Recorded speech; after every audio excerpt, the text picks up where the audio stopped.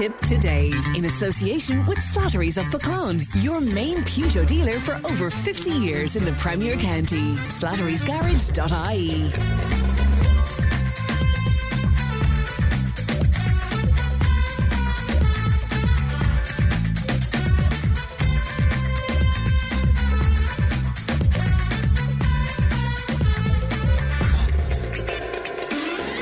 Good morning, welcome along to Tipp Today, 1800 938 007. Our free phone number won't cost you to make a call, and Leanne is producing today. We are coming to you from the Tipp FM studios here on Pearse Street in Nenagh today, and it's great to be back in Nenagh. Coming up on the show this morning, Johnny Luby will join me in just a few moments' time. Councillor Jim Ryan on his motion to protect the triple lock. Kevin McSherry will be with us from Open Season in Nenagh, a business just across the road from us here. Looking forward to finding out a bit more about that. Ultan Nesbitt, our gardening expert from Arabon, will join us. Should the word royal be removed from Irish organisations? That conversation continues on, and our Friday panel will unpack the hot topics of the week. So all of that and much, much more on the way. Great competition opportunities as well. We have a €50 voucher to give away for Mr. Menswear, located on Fire Street in Cashel and Abbey Street in Kerr. And we also have the final opportunity for you to get involved in that competition to win a pair of tickets for Pints in a Field with the two Johnnies. So I'll be telling you about that a little later on. You can text and WhatsApp 083 311 3311. You can email tiptoday@tippfm.com. Let's have a look at what's making front pages of some of your newspapers today. The Irish Times bringing you that story that Pat referred to there in the bulletin, that an Irish Naval Service ship spotted 5 drones operating near the flight path of Ukrainian President Vladimir Zelensky's aircraft as he arrived for a state visit in Ireland on Monday night. And also right across the newspapers today, the Eurovision is making headlines because Ireland will not participate in next year's Eurovision Song Contest, and RTE will not broadcast the event after the organisers clear the way for Israel to take part. Let's have a look at the Irish Independent. And the main story on the Indo today, referring to a conversation that we had with Deputy Alan Kelly on the programme yesterday. And they're telling us anger is growing over the drip feed of new information about the cost of accommodation and security arrangements at the home of the former Garda Commissioner, Drew Harris, which has topped well over €500,000. And Labour TD Alan Kelly said to us on the programme yesterday, and it's quoted in the newspaper today, that the Department of Justice had effectively hidden the arrangements, and Justice Minister Jim O'Callaghan is likely to face further Dáil scrutiny over the revelations. And the front page of the Indo today dominated by a photograph of Patrick Kielty ahead of the toy show tonight on the Late Late, of course. The Irish Daily Mail and their lead story today: Ireland has joined a host of other countries in a crackdown on tax dodgers who receive income from renting out properties abroad. The Irish Examiner, and again dominated by a photograph of a very happy-looking Patrick Kielty on the studio floor there in preparation for the toy show tonight.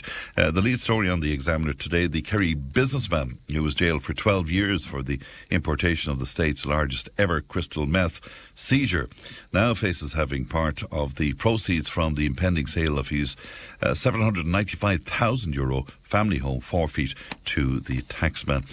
Also reading on the Examiner today, again, a very worrying story: criminal gangs are looking to take over houses to bag up drugs if owners go out shopping for a couple of hours, a Dublin Youth Project has said. So that's a look at what's making headlines today. If you want to make comment on any of that, once again, 083 311 3311. Now, we are here in the Tipp FM studio in Nenagh, but as usual, Johnny Luby got all confused, and he's in their Clonmel studio this morning. Good morning to you, Johnny.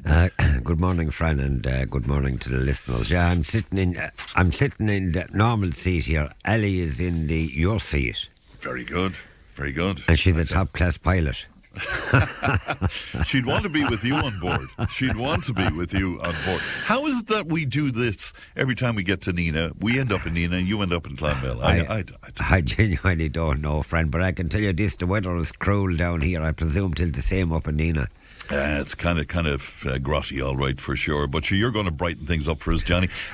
Will we go with GA first of all? Upper Church Strumban, I suppose. It's really their week, isn't it? Oh, Fran, yeah. It's absolutely fantastic for a small parish like Upper Church Strumban in the heart of Tipperary and up on the hills there. They're wonderful people. I mean, it is... Look, fellas that say I jump on the bandwagon and that, but I've been talking about Upper Church for a long, long time, and especially their new facilities that they have there on the GA pitch. But on Saturday night last, they represented themselves, their family, their club, their county and their division and all of that, and they were absolutely fantastic, you know. To win a county Premier Intermediate, I thought it was the hardest competition to win this year, but they performed brilliantly. And then, of course, to beat the Cork boys in a Munster semi-final and to beat O'Callaghan Mills then in the final.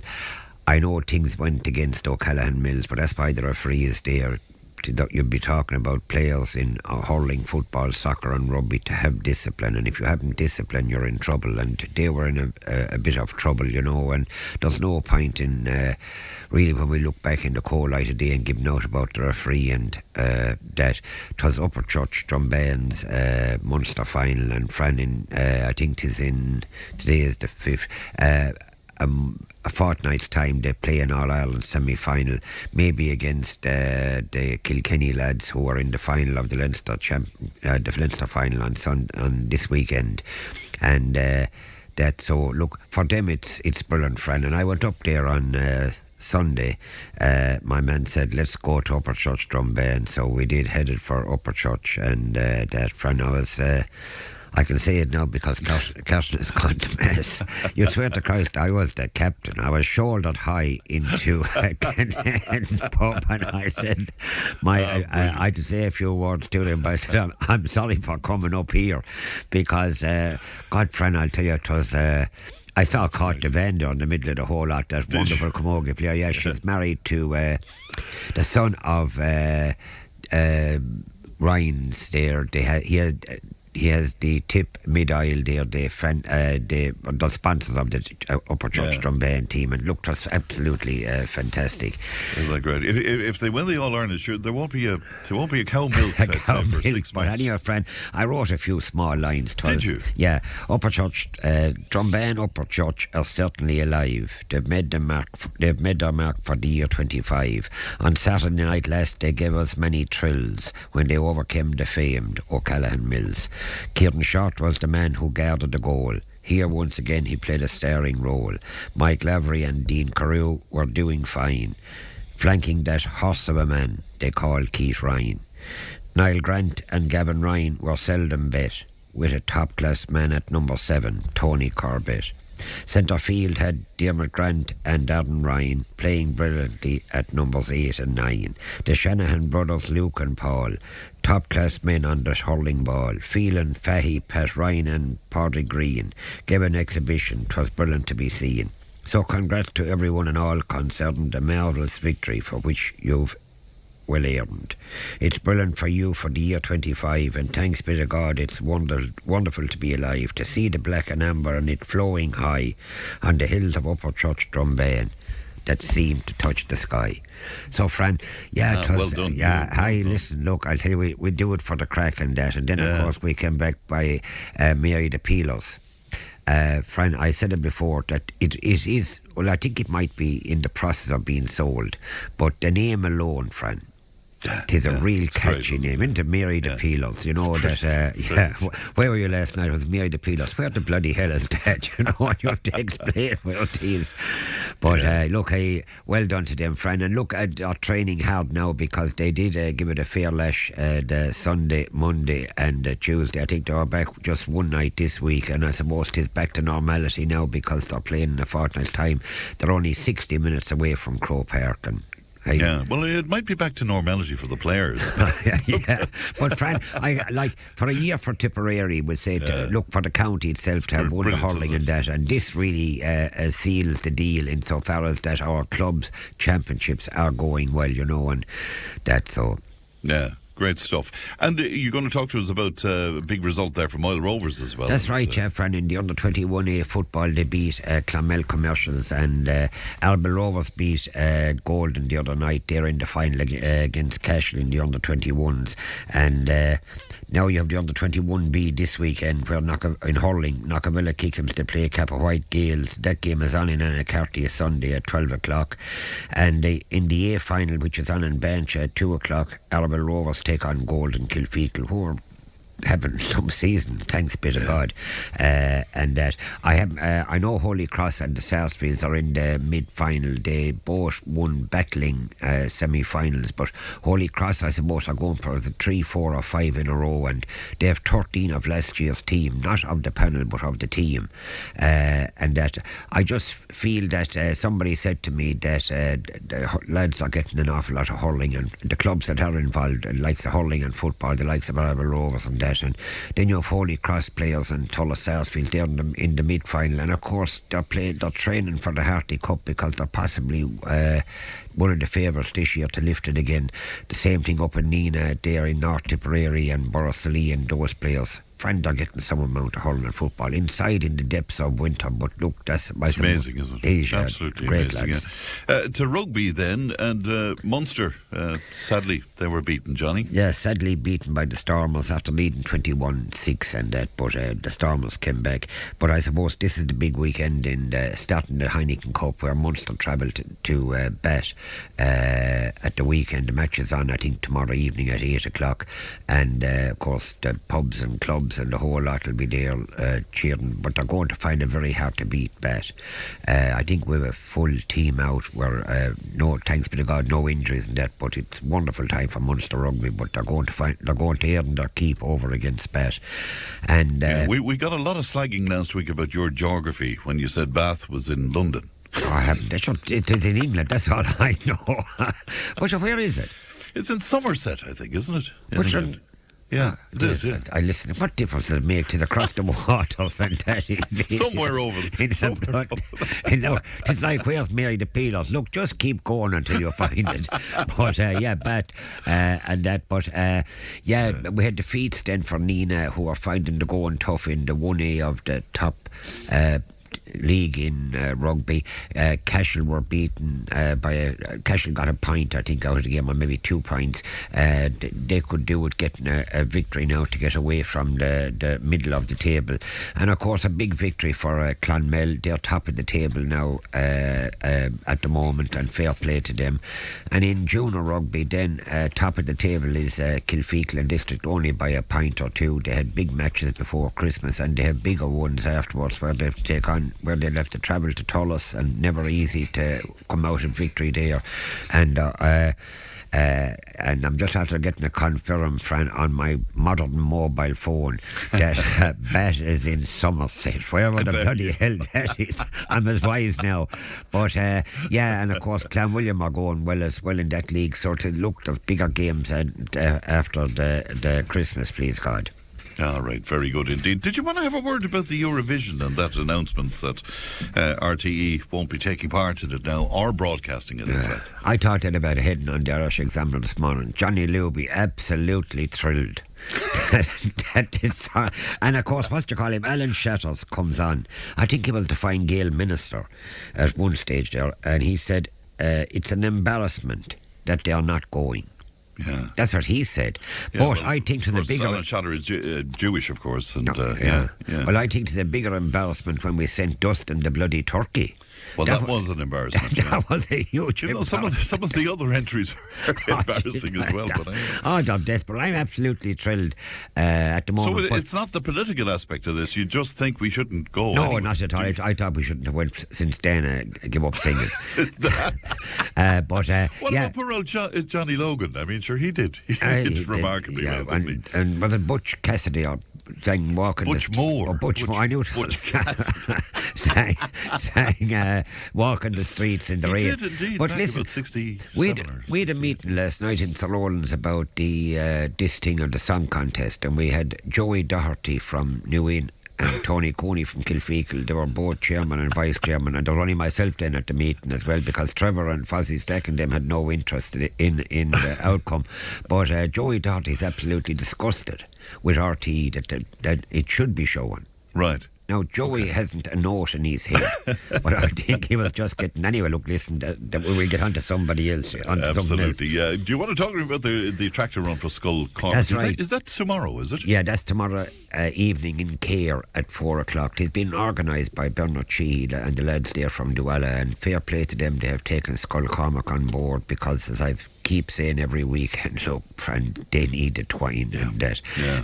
And fair play to everybody that comes and dresses up their tractor with all the lights and the whole lot. It's a fantastic scene, you know. And Clarehan last weekend rang during the week, or text during the week, to say sincere thanks to yourself for giving them the airwaves as well. And also they raised money for that wonderful cause of Seesaw. And that's it, yeah. And we have the Raceway, Fran, in Rose Green. They thank you for all the publicity during the year. They have the last meeting tomorrow evening, starts at 4 o'clock. They have the rookie bangers, the father, son, daughter, the grandfather, Fran. That's where you come in the 2 litres. They have the Billy Welsh Memorial Munster Cup and a 1400 Irish Championship, all for to get in for €15.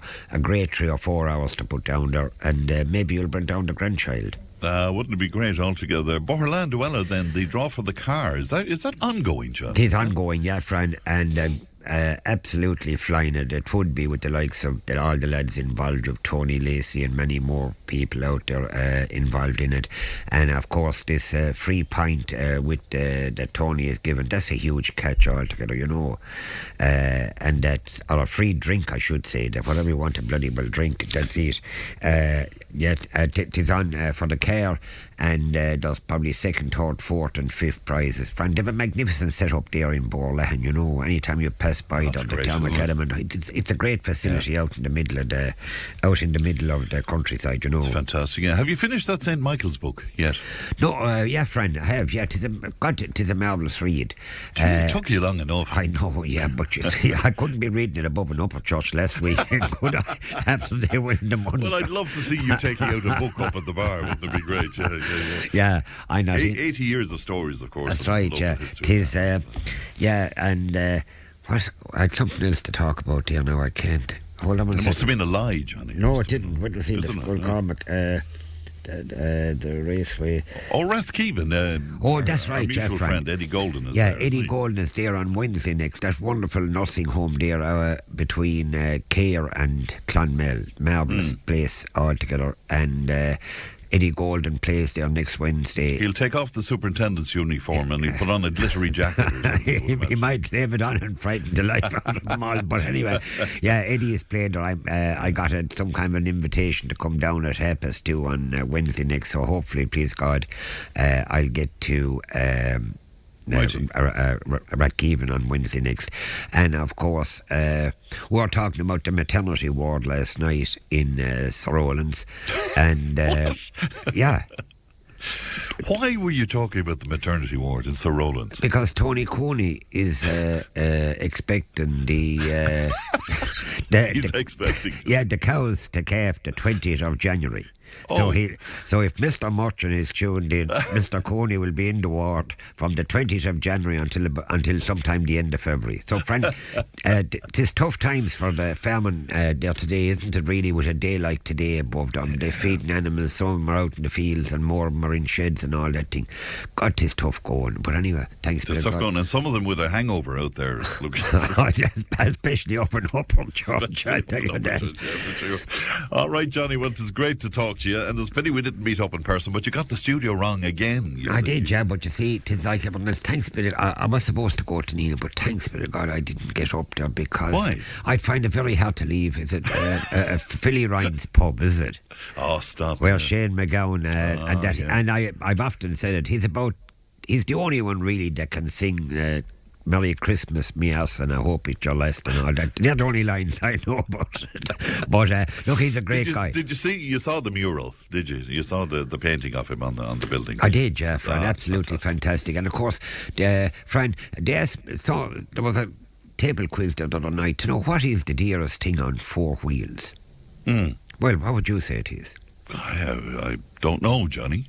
Your car. No, a bloody shopping trolley. Yeah, the cost of living is gone. Fran, it's gone nuts, unbelievable. And petrol and diesel. And the government, look, our TDs aren't doing anything about it, because why would they? I mean, like the dear, I've often said about everything, the dearer things are, the more VAT that they have out of it. Like the fortunes, they got in another extra billion or something from an unknown source during the week there from all these factories and everything else that's out there. Corporation. Yeah, they've got a nest load of money. And look, I wish the councillors the very best of luck today. I hope they strike some bit of a deal, whether it is for or against. It doesn't make any difference to me. But look, sort it out there today, and that's it, Fran, and walk away from it. All right, it says here, big thanks to Johnny for mentioning Tipperary Raceway. We'd like to donate €500 to any charity of Johnny's choice. Many thanks. That comes in from Trevor McNamara of the Raceway. Isn't that lovely? Yeah, lovely. There's a charity down the Fourpenny Road.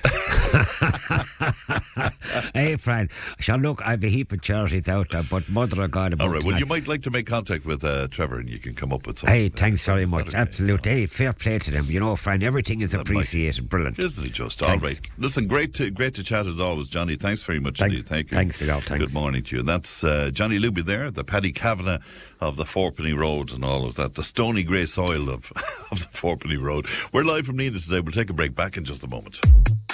Tipp FM's Tipp Today. With Slattery's Garage, hook on. Main Peugeot dealers in the Premier County. And now stocking the full range of the luxury French car brand DS Automobiles. Book your test drive today with Slattery's Garage, hook on. See Slattery's Garage. Tipp FM's Tipp Today. With Slattery's Garage, puck on. It's time to change. Test drive the award-winning range of Peugeot hybrids and fully electric vehicles at Slattery's Garage today. See slatterysgarage.ie.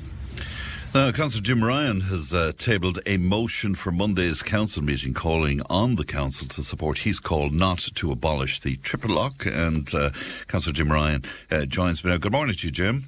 Good morning, Fran. Good to talk to you today. It's about 65 years now the triple lock is determined when Irish soldiers are sent abroad, but new legislation could change how that works. What are your fears, Jim? Well, Fran, I'm very fearful, not only as a politician, but as a parent of two boys at home, a 20-year-old and an 18-year-old. I have spoken to a huge number of people. There's huge concerns out there amongst the general public in Ireland. The more they learn about this proposal, the more shocked and appalled people are. I'm concerned that Ireland is going to lose its neutrality under these proposals being brought in by the government.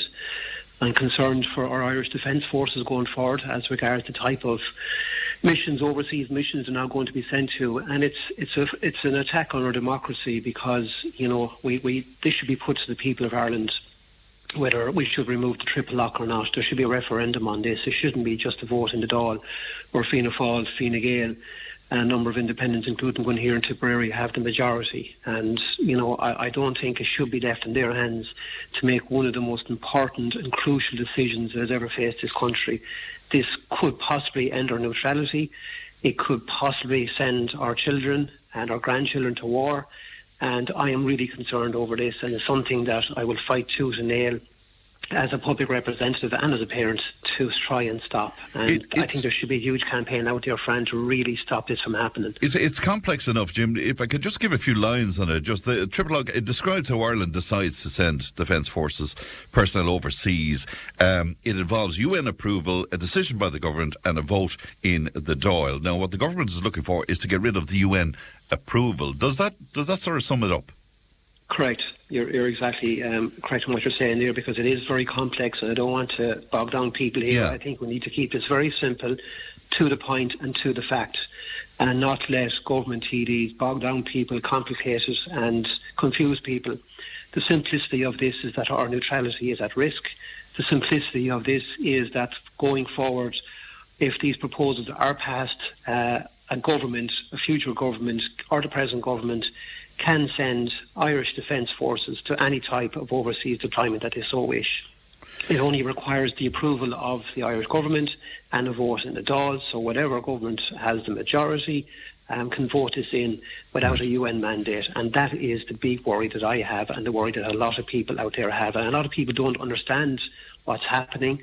They're not aware of it. And what are you afraid it might go under the radar to some degree? Absolutely. Is that your fear? Well, that's what I'm fearful of, and that's what the government want. They don't want people to understand the implications of this. Now, Jim, I have to put it to you that, I mean, on my reading, and like yourself, I have concerns about this, but my reading of it would lead me to believe that a change to the triple lock, it wouldn't really have an effect on the constitutional provision prohibiting Ireland from joining, for instance, a common European defence. So that's in the Constitution, and that's solid in the Constitution. Yes, but Fran, we need to go back to both the Lisbon and the Nice treaties that, first of all, were rejected by the Irish people because we were fearful that we would lose our neutrality. Yes. And as a way of trying to convince the Irish people to vote in these treaties and go back to the Irish people under the referendums, the government back then attached a solemn declaration on retaining the triple lock. So in other words, in order for the government to get those two treaties passed, they gave a solemn declaration that they would retain the triple lock. That's what the people of Ireland voted in under a referendum, and now the government want to remove that triple lock without a referendum, and that is not right. And you can quote whatever legislation or try and complicate this as best as best the government can, but at the end of the day, we voted in two referendums, two treaties, where the Irish government put in a solemn declaration on retaining the triple lock. Now they want to remove it without going back to the people, without having a referendum. That cannot be allowed to happen. Right. Frank, can I just say, this is just another typical example, and I've been on your show before, I've said this, and people have said I'm overreacting. This is just another typical example of Ireland becoming a dictatorship. Where our government, where our Taoiseach, our Taoiseach, our government TDs are passing legislation without consulting the general public. This is something that's too important to allow TDs, who probably even themselves don't even understand what they're voting on, to pass without the consent of the public. And what do you say? Because I presume government would say to you that, a big issue for them is the idea that either the Chinese or the Russians, for example, would have veto where the Security Council is concerned over where Ireland would send its troops. What about that argument, Jim? What do you say to that? Well, sure, Fran, there's no precedent. It's never happened. Can you name one time that either China or Russia have blocked or vetoed? There wasn't. Yeah, China vetoed the United Nations Security Council. Was that something to do with Yugoslavia back then? On one occasion, I think it happened. Yeah, but the argument being put forward by the Irish government is to keep mentioning Russia. Russia have never vetoed any resolution from the UN. And again, they would say to you, Jim, this is a changing world out there. It is, and I'm really concerned because last week we had the Russian President Putin coming out and stating that Russia was ready to go to war with Europe. Yeah. So my concern is that if this triple lock is removed, the government, on a simple majority vote in the Dáil, can send our Irish Defence Forces to any type of overseas mission. So that may involve, and it could be a small chance, but it's still a chance that could involve, if Europe gets involved in a war with Russia, it could involve our defence forces being sent into war. And that's the big concern I have. No, according to the Constitution, that's still a provision in the Constitution, Jim. Fran, if this is passed, the Irish government can do what they want via a simple they can't. majority. They can't if something is in the Constitution. No, they can't. They have to go to the people on that. Well, why aren't they going to the people on this issue then regarding removing the triple lock? The triple lock is in the 1960 Defence Act.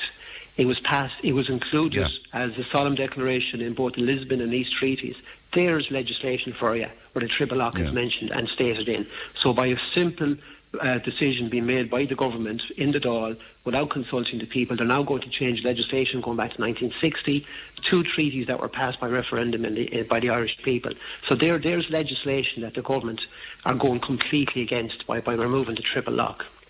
So for every argument that you or the government may put up as regards why we should remove the triple lock, there's a counter-argument stating that we shouldn't remove it. And I'm here on that side. I'm entitled to have my say on it. I'm a public representative. Of course you are. Of course you're entitled to. And we're delighted to give you the platform to make your argument. What about Monday then? Are you assured that you will have support for this? Well, look, I'm hopeful. As I said, I would be very disappointed if any politician in Tipperary would support the removal of the triple lock. 8 county councils across the country have passed this resolution. I'm hoping Tipperary County Council will become the 9th. I, as a parent, I'm not talking here now this morning as a politician, as a parent, I'm greatly concerned. As a politician, I would not be able to sleep at night knowing that I sat back and allowed the government to decide possibly my children's and my grandchildren's future regarding a possible war going forward. I couldn't sleep at night. I could not publicly stand up and support such an act to remove our triple lock. And any politician that decides they want to support the government on this issue, I think should be ashamed of themselves. They obviously don't understand what way they're voting on it. And I'm hopeful that Tipperary County Council will support this motion and that we will become the 9th county council in Ireland that are going against the Irish government. And remember, these are county councillors who go around canvassing for the same TDs that are possibly going to bring in this legislation. So I'm hopeful their conscience will play a part in this, and they would say no, for we're going to stand up for the people of Ireland for once rather than TDs who are making decisions on behalf of people that people don't want in the first place. Well, we'll see. Unfortunately, Fran, this government have a terrible track record of doing stuff that the people of Ireland don't want. And here is another typical example. However, this one here is going to have serious implications for the future of Ireland.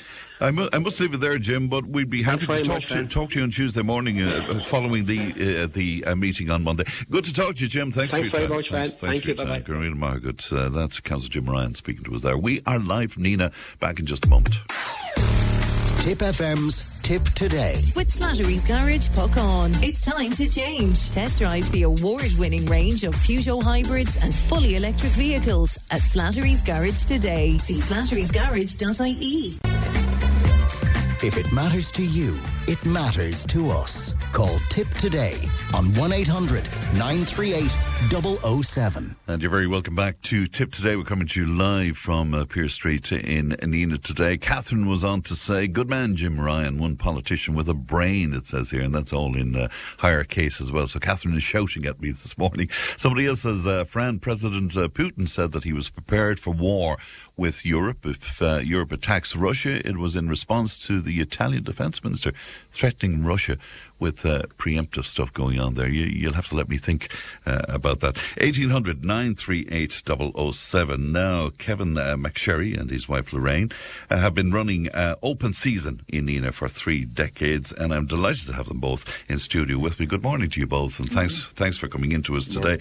Kevin, I've been passing your door for quite a while here in Nenagh, but I've never gone into the shop because I'm not the outdoorsy type. But would you tell me about the genesis of the business? Did it start when you were in college, or the idea came when you were in college? Yes, I have to give credit now to my first cousin Paul Spain, the builder and rugby player, famous rugby player from Nenagh. And Paul came up with the idea one time. There was a great shop in Limerick when we were young years ago called Nestor's on O'Connell Street in Limerick, and I suppose you'd be in there as a kid and it was full of, well, all sorts of outdoor equipment and stuff that you'd love to get your hands on. And you'd go in looking around, and I think there was 2 older brothers or 3 Nestor brothers owned it, but it was packed with all kinds of fishing equipment and shooting equipment as well. And they actually had guns down in the basement, so if you could get down into the basement, that was where, you'd be looking at all these items, all the good stuff. And it was kind of slightly dimly lit, so downstairs. So there was a real ambience in the shop. And I suppose, at 8 or 10, I kind of probably fell in love with the look of all these things and the feel of them, And then I was in college later. We'd done a co-op, which you do, I think, in second year. And I just told you earlier on, we'd come back from France after doing the co-op in France. And I came back owing money. I was paid so little in France. So the second co-op came around, and I was a bit smart, and I told the university I was going to start my own business for the second co-op. So I never really went back to college. That was the end of college. Well, it wasn't the end. I went to fourth year and actually never finished the degree. I dropped out in fourth. Well, I couldn't pass the exams. In fourth year? Yes, I know. I know. My mother nearly killed me at the time, and. I never finished. I actually did the final exams, and would you believe I couldn't pass French? Right. And I couldn't pass French, so I never went back to repeat the French exam. Well, so if anyone in UL wants to give me a posthumous... well, it could happen.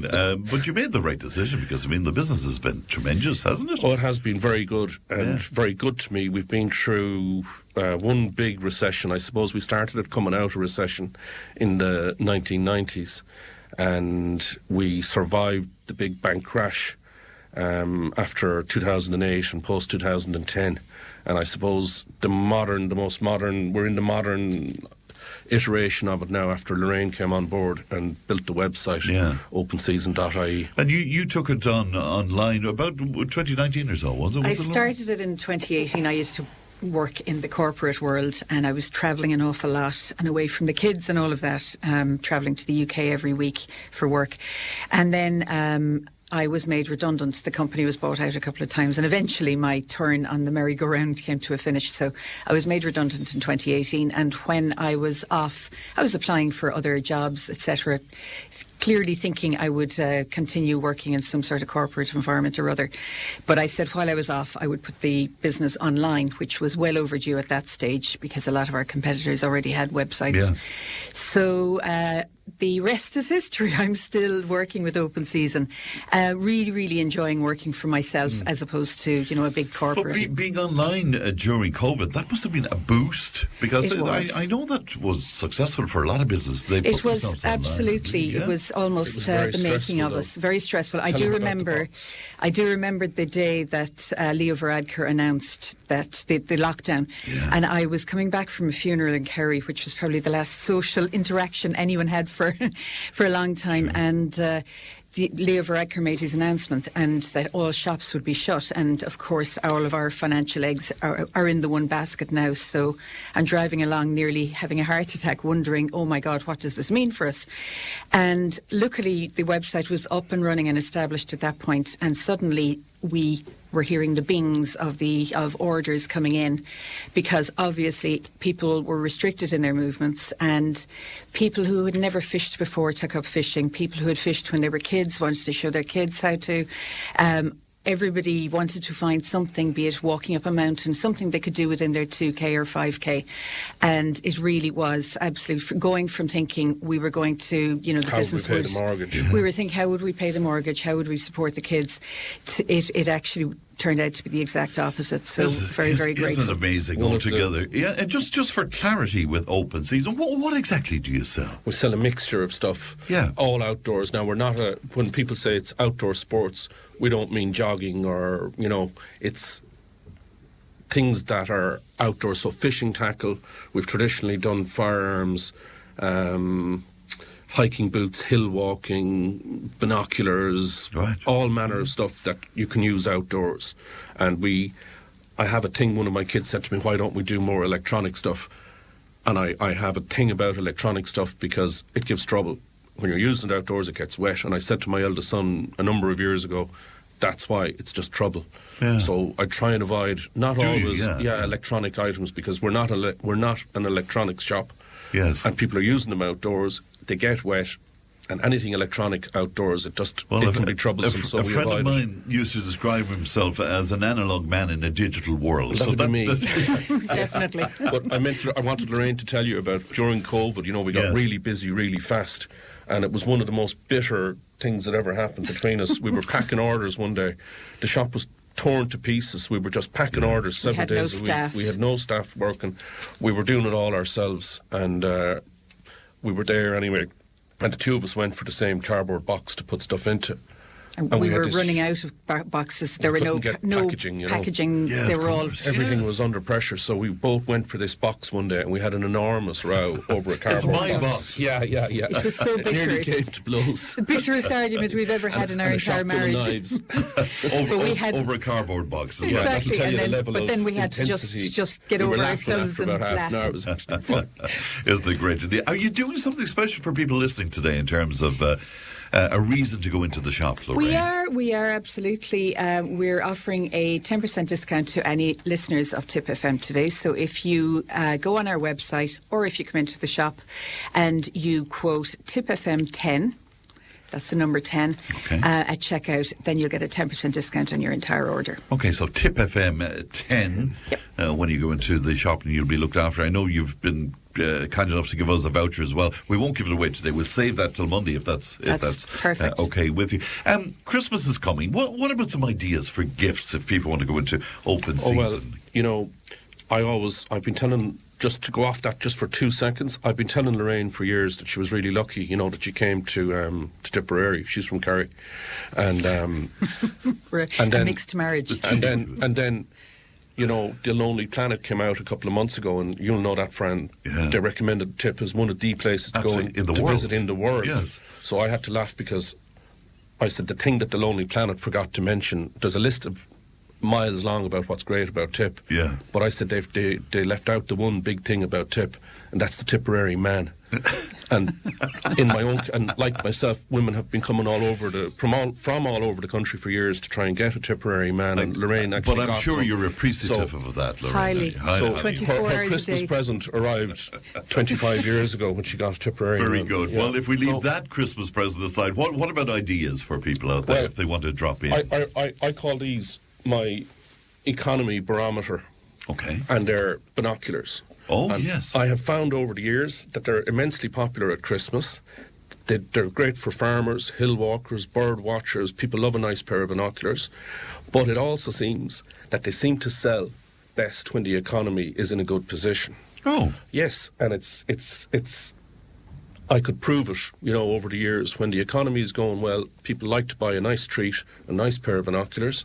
And when the economy takes a downturn, I have seen it, the sale of binoculars just falls away to virtually nothing. It's incredible. And it's, I know, yeah. But as a yardstick to the as economy. a yardstick to the economy, it seems to be a product that really... Very good. What else have you got? Yeah. So other ideas? This is a Leatherman multi-tool. I don't know if you've ever seen one of these. Is this like a Swiss Army thing? It's like a fancier Swiss Army thing. Yeah. So here's my own one out of my pocket. Oh, it's very cool, isn't it? Yes, it's very cool, but watch this. Okay. It's a pity this is just radio. Okay, it turns into a pliers. It turns into a pliers. That'll cut barbed wire in an emergency. Go on. And the tooth that cuts the barbed wire in this one, I had an original one of these from 30 years ago, but in the original one, if you did cut wire in an emergency, you'd ruin that tooth. Right. You see it here? Yeah. But with the new ones, they have a screw you can replace the tooth. So if you have to cut something heavy in a real pinch... So this is real practical stuff altogether. So what else does it do? What does it do? It's got 19 different tools on there. So there's a blade, which would not be, you know, to be messed with. So very, for the very outdoors guy or for the fisherman or whatever, this would be fantastic. That's a hook remover there. Okay, right. And that's a for cutting metal. There's a lovely gift.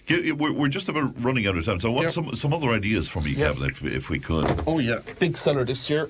New range of Wellingtons from Scandinavia called Gateway. Wow, the fanciest looking Wellington. I have a feeling that you won't really get the... Wow. It's pure rubber. Oh my God, With a really nice sole, big grips. We've sold... I've been shocked how well these have sold. And we've reordered them. They're incredible. Yeah. And neoprene lining as well, so wellies can have to be quite cold, so they're this will keep lined. You a little bit cozier. Zipped on the leg. Wow. So they're a really fancy pair of wellies. So for people going hunting... Farming, anything where you're outdoors for long periods. Okay. Now we have these, we have them in a couple of different styles, pocket furnace hand warmers. So...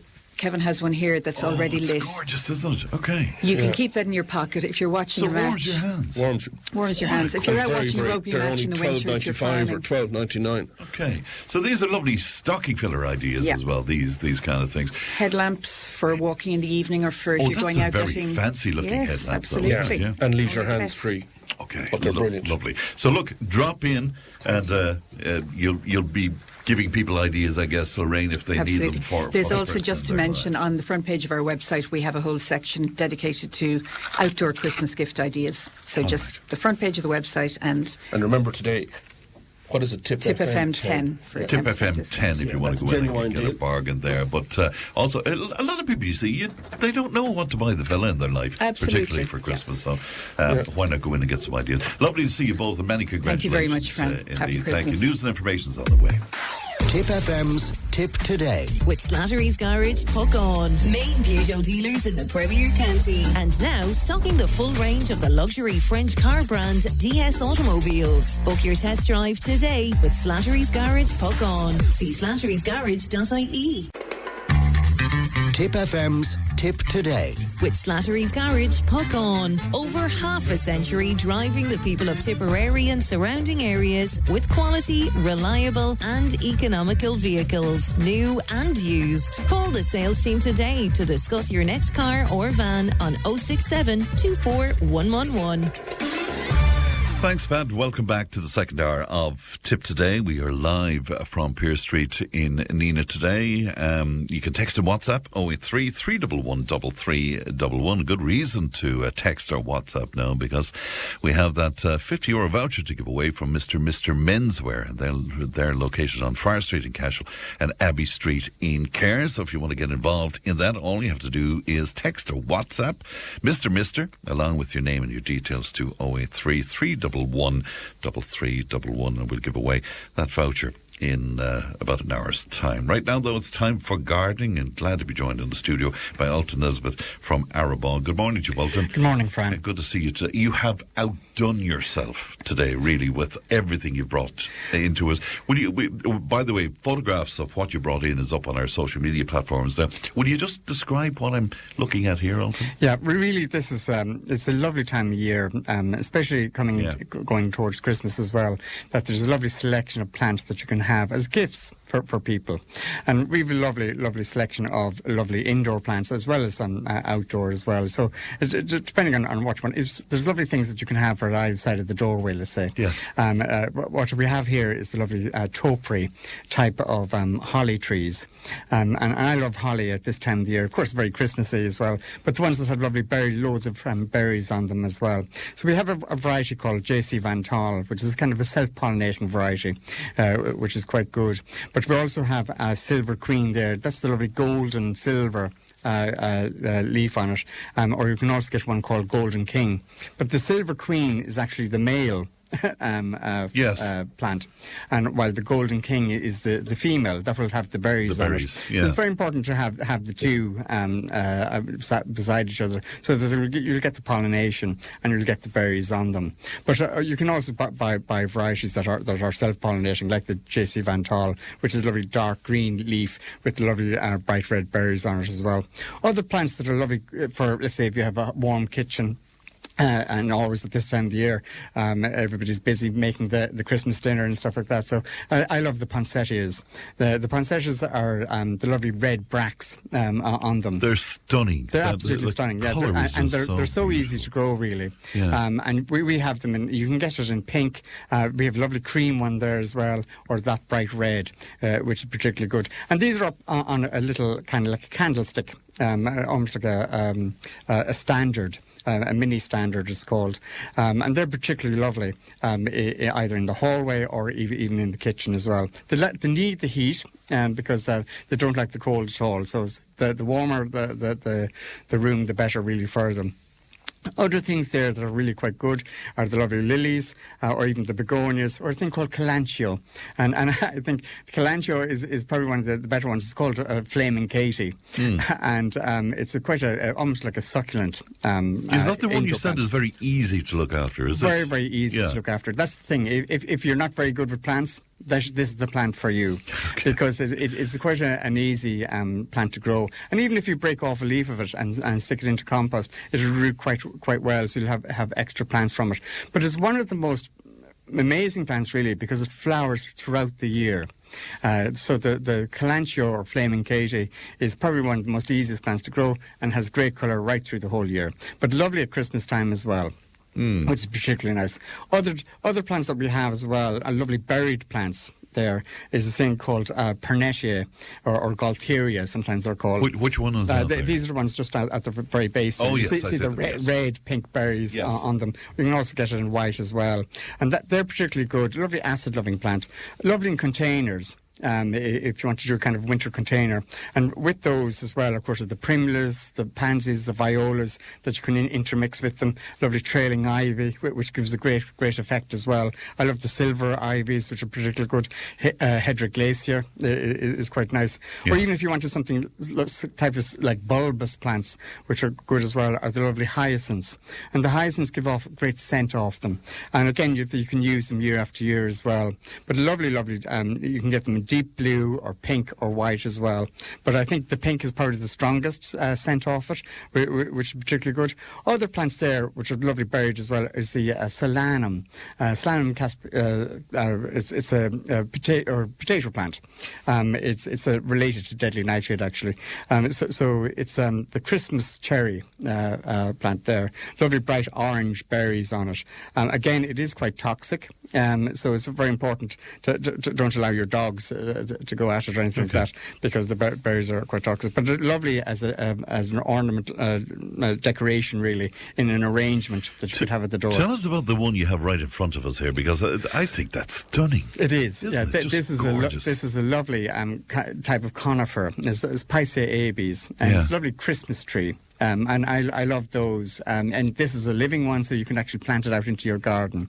It has a good root system on it. So you can plant that out into your garden, and you can have a lovely Christmas tree right outside your house, and you can decorate it every year.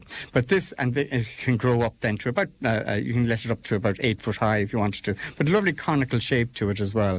This one here is lovely, a lovely frosted spray on it, which makes it very Christmassy as well, which is particularly nice. Another plant there as well beside that is the lovely hellebores. Yes. And these are the lovely Christmas roses. You can see that, and you can get them in a variety of colours. But this is a lovely thing for a plant in wintertime. And if you have that planted underneath trees or woodland, comes every year, and you get them in a variety of colours. This is a lovely white one here. But they're so simple and beautiful. So simple and beautiful. And really, when nothing else is in colour, these are in flower. Yeah. And it's lovely to have things that are in during the winter months, the dark, wet evenings, and even if you have colour, you're looking outside and you can see these lovely hellebore flowers in full bloom in the winter months, and they're particularly good. You can get them in a variety of colours as well. There's lovely speckled ones, and then even the deep purple or red as well. And again, a very easy herbaceous perennial plant to grow. And has a fantastic cover. It will tend to self-seed. I have it growing at the back of the house, actually, and it's self-seeding in the gravel. So I just take up the seedlings and replant them again back into the borders, so that they'll spread even further in the garden as well.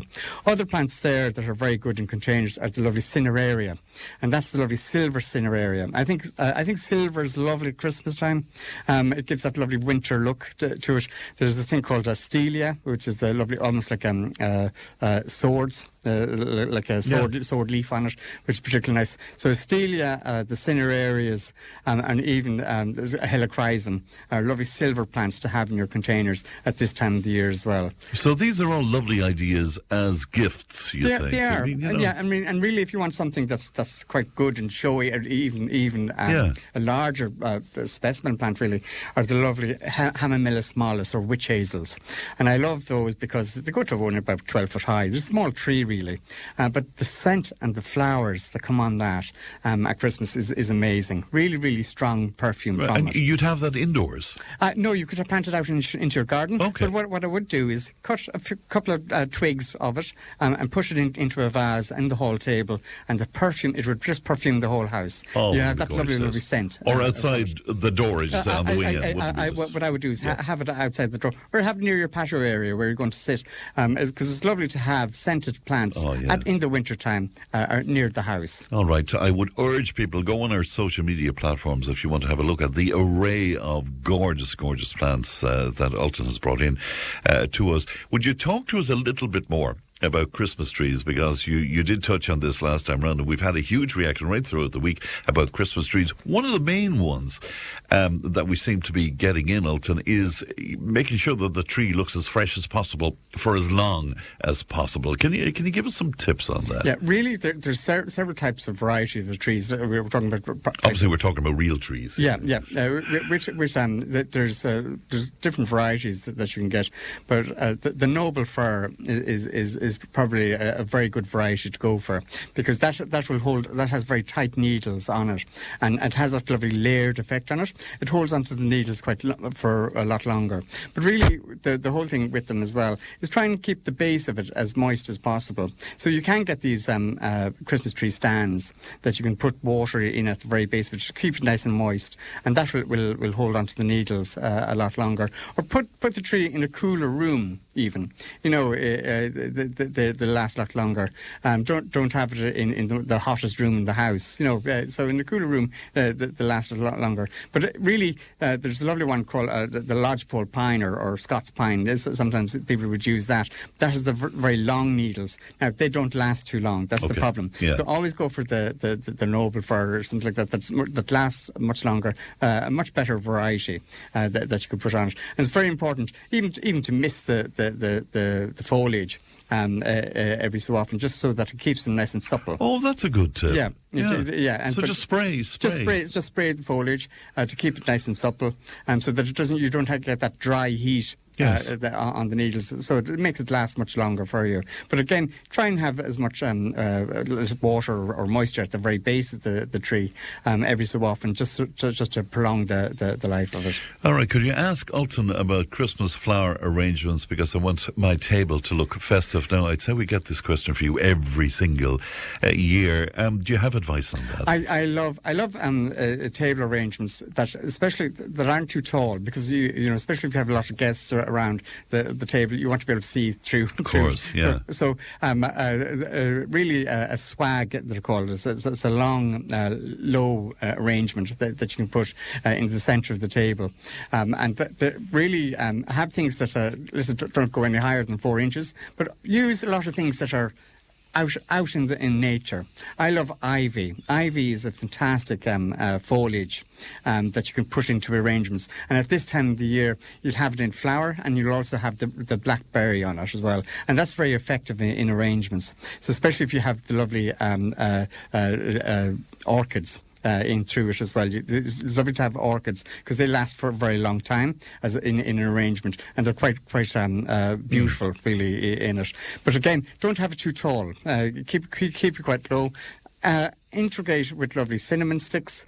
Another thing as well is the lovely cloves, and even a thing called locust. It's a locust flower. You can get them in any of the flower shops. It's the seed head of it, which is quite good as well in arrangements. And then, of course, just the cones that you'd find at the base of conifer trees. Use those, wire them into the arrangement as well. So you have that lovely smell of the pine, the cones, the cinnamon, even the cloves as well. Is the old-fashioned idea of the log and sort of building your arrangement around the log, is that gone out with the cowboys? You can do there's a lot of nicer arrangement that you can do now, really, because you have the wet oasis, which you can do quite a lot into it, really. Always so that you don't have any always use a tape. It's an oasis tape that you can hold the oasis firmly in on the saucer or the plate that it is on, and then you can put the arrangement right around it, and always fill in as much with the evergreen foliage first of all, and then add your berries, your cones, and even your orchid flowers as well. Is quite a nice thing to have, even as a talking piece on the table. Very good indeed. Well, you brought in the most wonderful selection. As I say, I think you've outdone yourself today. You had Santa Claus, did you? We had Santa Claus, and it was absolutely magnificent. It was so magical. Was that last weekend? That was last weekend, and we had marquee, and we had a Christmas market actually as well, over 30 stalls. But it was absolutely lovely to see the young kids coming in and having that magic with Santa with them. And he was so good to every child that came to Arabon, and they had a lovely selection then to walk around for the adults as well, to walk around in the market as well, over 30 stalls. Are people a bit surprised, if you're not hugely into gardening, are people a little surprised that such colour is available at this time of year? Yeah, people don't realise you can have as much colour during the winter as you do during the summer months. And I always like to have a good selection. Like, I mean, look at the lovely cyclamens there, and they're magnificent, lovely pink flowers there, and that you can get it in pink and red, or even white as well, which is particularly good. Or even that lovely ornamental kale, the cabbage. There's a lovely purple one there, and even have the berries. But look at the viburnum. We have a lovely viburnum tinus there, and massive flowers out of it. Now, and that makes a lovely hedge. It's a lovely evergreen, and that is flowers right through the winter months at this time there. And then in the springtime you'll have that lovely blueberry from it as well. But a magnificent plant to have in the garden at this time of the year. Look, and even with the hollies, as I was saying, or the Hamamilis mollis, or even there's lovely a thing called Cuba, which has that lovely red berries coming out of it. But the foliage of that is quite nice in arrangements as well. All right. Delight to have you in studio as always, Ultan. Thank you so much for that. That's Ultan Nesbitt from Arabon. You'll be in Arabon in Tion, won't you, for the rest of I am. today? Right up to Christmas. All right. Okay. Great to see you, Ultan. Thanks very much indeed for that. We are live from Nenagh. We'll take a break, back with more in just a moment. Tip FM's Tip Today. With Slattery's Garage, puck on. It's time to change. Test drive the award-winning range of Peugeot hybrids and fully electric vehicles at Slattery's Garage today. See slatterysgarage.ie. Tip FM's Tip Today. With Slattery's Garage, puck on. Main Peugeot dealers in the Premier County. And now stocking the full range of the luxury French car brand DS Automobiles. Book your test drive today with Slattery's Garage, puck on. See slatterysgarage.ie. And you're very welcome back to Tip Today. Now, on yesterday's programme, Tom Hennessy spoke to us about what he believes should happen where Irish associations and organisations are concerned, that they should drop the word royal from their title. Now, I suppose the best known ones would be the Royal College of Surgeons, the Royal Irish Academy of Music, the Royal Dublin Society, the Royal Victoria Hospital, etc. Now, huge reaction to the discussion, much bigger reaction than we thought, in fact, would happen. Sinn Féin community activist Dan Harty joins me now. Dan, good morning to you. A very good morning to you, Fran. A very good morning to your listeners. Great to talk to you today, and thanks for coming on with us. How do you feel about this, Dan? Yeah, look, I heard the conversation you had with Tom there yesterday. It was very thought-provoking, I suppose. Yeah. It leads to a lot of different things, I suppose the fact that we have some of these organisations and societies with the term royal still existing in it, I suppose it harks back to our colonial past, and I suppose Ireland was a part of the British Empire for a long time, and colonialism runs deep in Ireland, and the evidence of that, and if you want the scars of that, if you want to call it that, are still there. They're probably impossible to remove. If you look at even Dublin, for example, a lot of Dublin city centre was built by the British Empire as the Empire's second city. If you look at the GPO down through College Green into Trinity College, even Kildare Street, and you have Leinster House and all those buildings, they're all remnants of our colonial past, of the British Empire, and a lot of them have, there's British place names scattered everywhere, there's symbols, crests and what have you, scattered everywhere. So even the fact that myself and yourself have to speak in English today is another.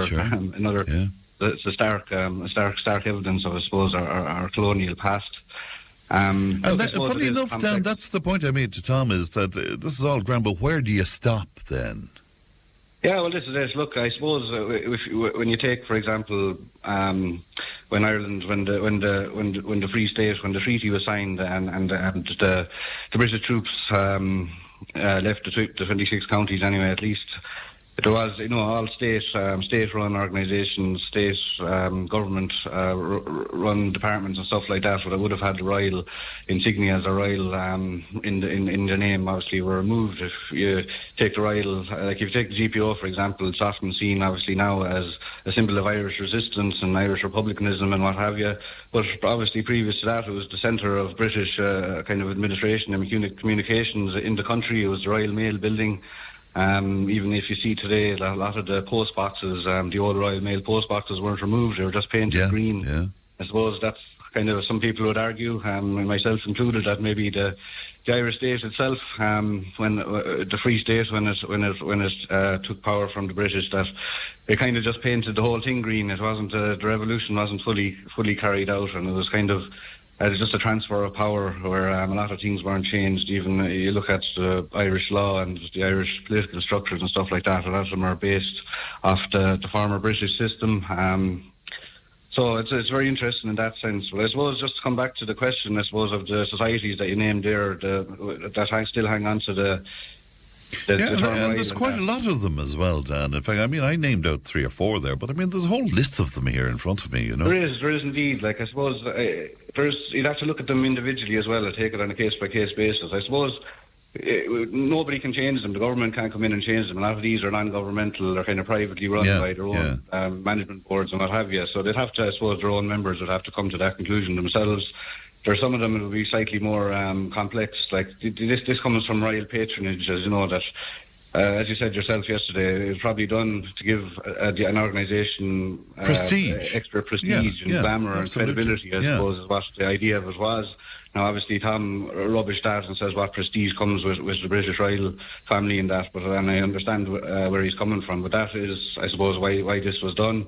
You'd have to wonder why they still hang on to it. I suppose there's an element of colonial hangover syndrome around it, and there's still associated prestige, like there's the Royal Society of Antiquaries, any more prestige or credibility than a local historical society. No, they don't. But this is it, and I suppose if you look at even the RNLI, for example, they're kind of organised. They still have a royal patron. I think it's the current King of England is the current patron of it. And that is organised, obviously, on if you want to call it the British Isles, but a British and the island of Ireland basis. And I suppose if you go to change that, you see it's organised on a different level. And I suppose the members of it probably, they're very proud of the RNLI. But there's probably an argument to be made for the relevance of the RNLI nowadays, because, as you say, the patronage is still there. But you take others where it's no longer really relevant, I suppose, to their day-to-day activity. Oh, absolutely, and that's it. Like, and as I say, I suppose it's up to them. You look at the Royal Dublin Society there, the RDS. The prime example there is a big event centre for the country and the home of Leinster Rugby and what have you.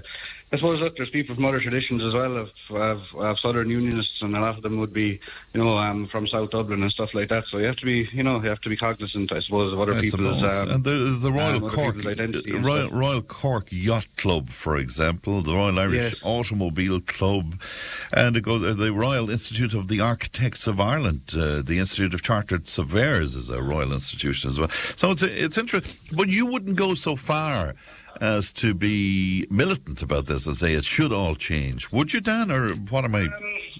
Look, I think a lot of them would probably have to question it at this stage, to be honest. Do you think so? The relevance of it.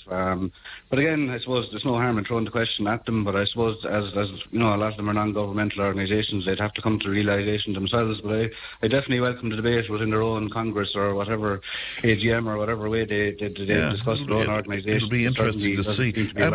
Before I let you go, can I ask you about a conversation I had with Councillor Jim Ryan there earlier on, and it's coming before...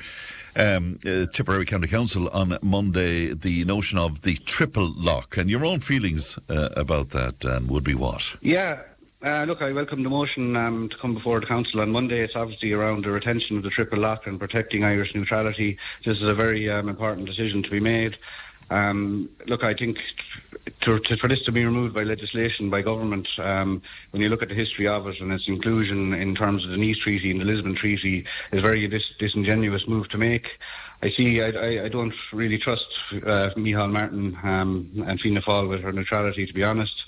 Why do you say that? Why do you say that, Dan? I see them. I see. Obviously, you see the move towards militarisation in Europe at the moment, and I feel that Micheál Martin is very supportive of that. I'm cognizant of the fact that Ireland are going to hold the presidency of the EU next year. They seem to be closing up a lot with the idea of pushing the Ukrainian ascension into the EU next year, and I wouldn't like to see that sort of moves being lined up with removal of the triple lock in Ireland or erosion of our of our neutrality. And what do you say, and I put this to Jim Ryan as well, Dan, but what do you say to what the government would say to you, that, the change to the triple lock would not have any effect on what is a constitutional provision that prohibits us from joining a common European defence, for example? So that's enshrined in the Constitution, and would take a referendum to change that. Yeah, I understand that, and that's very welcome. But look, there's obviously other moves, like in terms of European battle groups, and there's talks of this coalition of the willing. Yeah. And I know that it's another step towards towards joining up with those sort of ideas, and I think that we need to resist that. I've no problem with our building up our own defence forces and our own defence capabilities at home, and I think we should look after our own defence forces and look at their terms and conditions. And it's I suppose the lack of funding that they've received over decades has put us in the place where we are. But I don't see us aligning with any common European defence or indeed military. Yeah, and your criticism of the government where this is concerned as well. Why do you think that they might be anxious about this? What is that about? I mean, they talk about the veto where the Security Council is concerned, the veto of Russia and China and the like. What do you really think is behind this? Well, I think there's pressure coming from Europe for Ireland to move on this. Obviously, it's when the UK have left the EU, the European border and the Western Front is very open. I say Europeans are concerned probably about their defence on that side, but listen, I don't think the Irish state joining up with a European coalition militarily is going to benefit us. I think our neutrality has served us well over the years. It gives us a neutral voice to comment on conflicts abroad. We have our own experience of conflict here at home and resolution of that. I think that's our best and our strongest attribute, I suppose, in dealing with international conflict, and I think that's what we've done historically, and I think that's the best way to move forward on it as well. All right, Dan, good to talk to you today, and thanks for coming on with me. Thank you. Good morning. Thank you very much, Fran. That's Sinn Féin community activist Dan Harty speaking to us from Thurles this morning. We are live from Nenagh, 1800 938 007. Tipp FM's Tipp Today. With Slattery's Garage Puck On. Now is the time to pick up your next van. From the award-winning Peugeot Partner van to the Expert and the load-lugging Boxer van. We have big vans, high-roof vans, long-wheelbase vans. You'll find them all at Slattery's Garage Puck On. See slatterysgarage.ie. Join the conversation in Tipperary. Contact us through Facebook, Twitter, or email tiptoday@tippfm.com. And you're very welcome back. We have good news for Breda Kent from was.Cllr. Breda, you are the winner of our €50 voucher from our good friends at Mr. Menswear. They've outlets in Cashel and Care, and it's the ideal place to go if you want to get something nice for Christmas for the man or the boy in your life. Now, let us move on, because to coincide with the Church Jubilee year 2025, local songwriter Seamus Doran put pen to paper to compose a hymn to honour the patron saint of Ross Gray, Saint Cronin. And I'm delighted to say that Seamus is with me in studio. Good morning to you, Seamus. Morning, Fran. Delighted to be here. Thanks a million. Well, you're very welcome. Great to see you. It's been a while, Seamus. This is a good news story, isn't it? Great, yeah, particularly with what has happened in the town lately. And I'm very mindful of Brian Coakley. And the Super Value staff. Particularly coming up towards Christmas, I suppose, and Brian was one of the sponsors of this project at the beginning, so maybe this will bring a little bit of joy. Well, I hope so, and I hope 2026 is a good year for Brian and his family as well. Tell me about the genesis of the idea, first of all, will you, Seamus? Where did this come from? Yeah, but I suppose, Fran, I happened to be out in Rome last year as the Jubilee year was starting. The preparations were going on. I felt it might be a nice idea to write a song about our patron saint. So when I came home, I ran it by Father John Malloy, our PP. He thought it was a great idea. So, as usual, I headed for Tigmar. The studio, of course, and the singer, So Tig was fully on board. So what we decided to do was I'd write the song. We'd sing it in the church on the Feast of St. Cronin with some musicians and singers from Closh to Fobble. And we also got 15 children from each of the primary school choirs from Corville, Drumkeenan, Sacred Heart and Scullone, who I believe are all listening in this morning. Good. And have no classes. And that's how it came about. So there was no intent to record at that stage. Right. It was just to It was a one-off, wasn't it? It was a one-off, yeah. So I believe they're all listening in the school, so I better say hello. And I suppose my own primary school, Carville, they're all in the hall there with Sinead Brown and the music teacher. Mark McLaughlin from Scullone has retired since the project finished. He was principal there, so best wishes to Mark in his retirement. The kids are out in Drummakeenan with Anne-Marie O'Mara and in Sacred Heart with Denise King. And we've Laura Ryan, then music teacher in Scullone. So big shout out to them all. Big shout out to them. And I hope there's no school inspectors listening.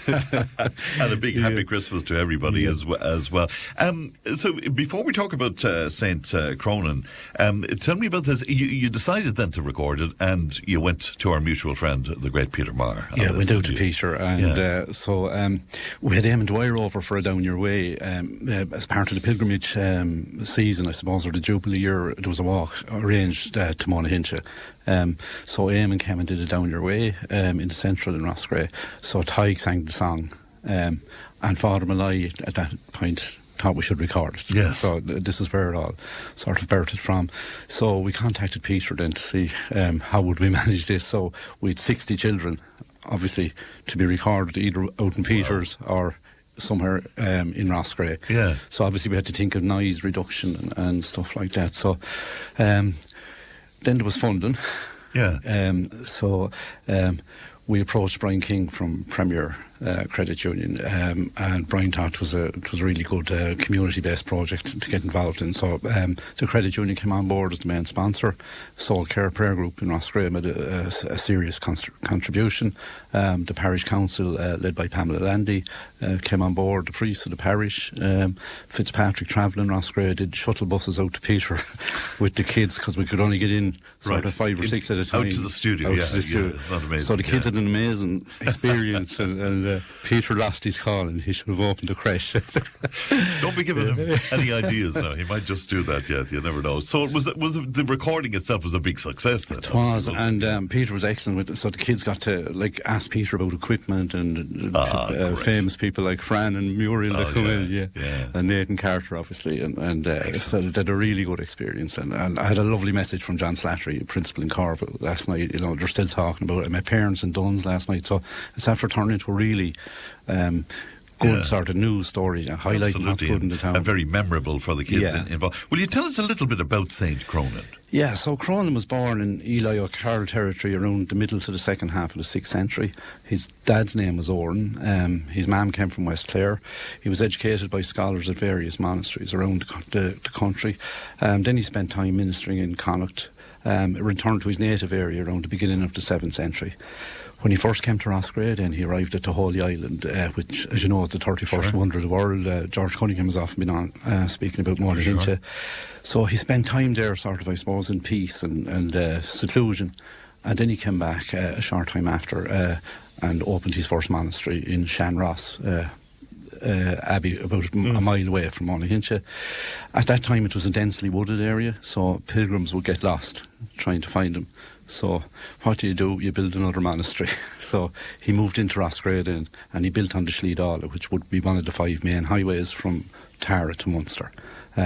So his monastery became a hugely important ecclesiastical site, nearly like a campus, loads of learning, loads of students, and the town of Roscrea grew around the monastery. Incredible. So he was actually, it was a diocese at that stage then, so Cronin was the bishop of the diocese. Yeah, I had heard about St. Cronin so many times over the years, but I didn't realise the background. Yeah.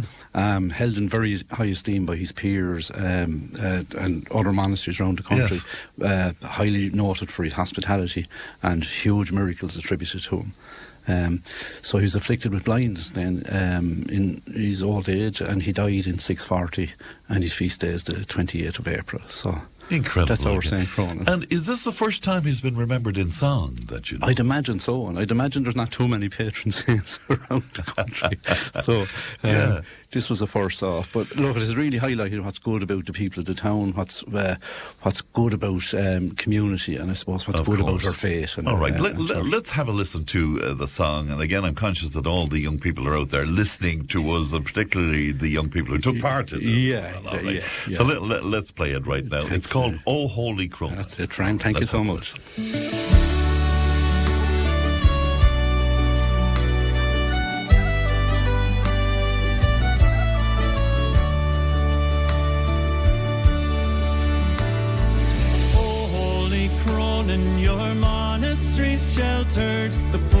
and the traveller time and again. Pray that we follow the example you gave. Welcome all in Christ's name to his glory, amen.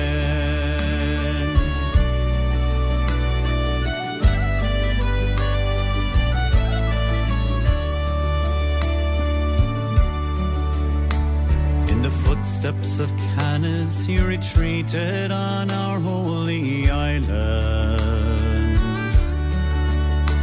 Then brave son of Oran, you built your first cell in Shanross. It proved too hard to find, hidden away in dense woodland. Then you moved to Sliedala so pilgrims would never get lost.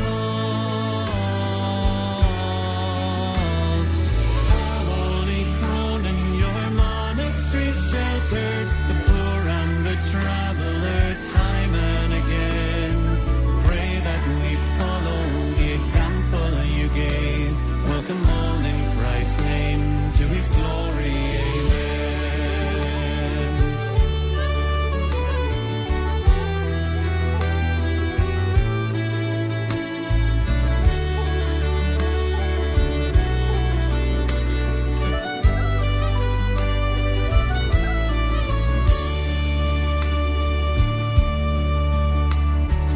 Miracles ensued in your centre of knowledge and learning. You caused the sun not to set until dim as writing was done. Multitudes flocked to your refuge for souls that were yearning. Around you, dear patron, the growth of Roscrea had begun.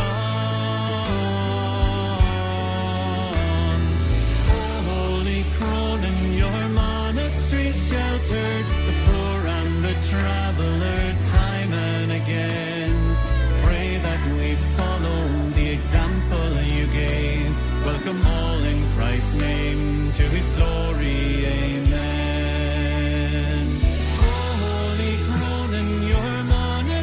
Sheltered the poor and the traveller time and again. Pray that we follow the example you gave. Welcome all in Christ's name to his glory, amen. Holy Cronin, your monastery sheltered the poor and the traveller time and again. Pray that we follow the example you gave. Welcome all in Christ's name to his glory, amen. Welcome all in Christ's name to his glory, amen. That's Oh Holy Cronin, written by Seamus Doran, who's with me here in studio. It sounds absolutely fantastic. Thanks a million, Fran. I mean, Peter did amazing work. I mean, you wrote the thing, and the melody is just gorgeous. Thanks a too, as million. well. Really lovely. Yeah. I love you were talking about St. Cronin there, deciding he would build another monastery. One of our wags out there on to say, what would you do? You'd build another monastery. There was obviously no planning obstacles back in those days. I wouldn't imagine that St. Cronin would have bothered with that anyway. You want to thank some people. I do, and actually St. Cronin, he was accredited with building 50 monasteries, which I believe that throughout his life. Yeah, amazing man. Yeah, so Fran, look, it's brilliant to hear. It's been a long project, and we still have a video to come as well to go with it in January. But look, this wouldn't have been possible without the total community spirit we got, particularly I suppose Father John Malloy, Father Anton Pascalic, Tom Corbett, and it's after even reaching out the Cistercian community in Roscrea were in it. Yeah, Father Lawrence was there, like a huge, a huge historian in regards to St. Cronin.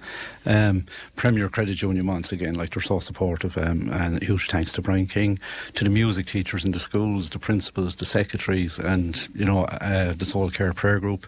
And everyone who got behind this, and I suppose all the well wishes we've got, and particularly from parents of the kids who never even realised there was a studio of that standard near to us, and that they can go out and do stuff. They can do other stuff besides academic. Yeah, but again, it's so experience. memorable for them. Exactly. I mean, it'll be with them, won't it? Yeah, I think so. And thanks once again to Tipp FM, Fran, for yourself. Father Malai wanted me, and particularly Emma Dwyer. Any project we've been done, you never really get a lot of thanks, but on behalf of the parish, I would like to thank you for all the support. Sure, we're delighted. In all projects. To be part of anything like that. I'm just thinking that you and I were really busy during the 10 years of the celebrations, and you were writing at an unbelievable rate back then, weren't you? The centenary. Yeah. So Kibberdarn was really big. Yeah. Did you take a break then for a while? Not really. No. No. I took a little break from writing, but a lot of other stuff. As you know, I'm an addiction counsellor. I work with people with intellectual disability, and I have other projects going on. I like the songwriting, I suppose, at this stage is more or less a hobby. And I enjoy doing it, and I think if it became a sort of a career, right, I'd probably lose interest. Would you? I think so, yeah. That if you had deadlines and to pay the mortgage, and so as a hobby it's nice. And But you are writing away, though. Okay, right. And can we expect more stuff, Seamus? I'd say so, yeah. He says with a big grin on him. Yeah. Very good. Definitely. So you have plans for the new year? Yeah, so we get this video done maybe first. And where that is concerned, It's great to see, because, I mean, Ross Gray, and God knows we report here every so often, has had its ups and downs over the years, but it's great to see that there's a community spirit that's so strong there. Very strong, in all projects. We've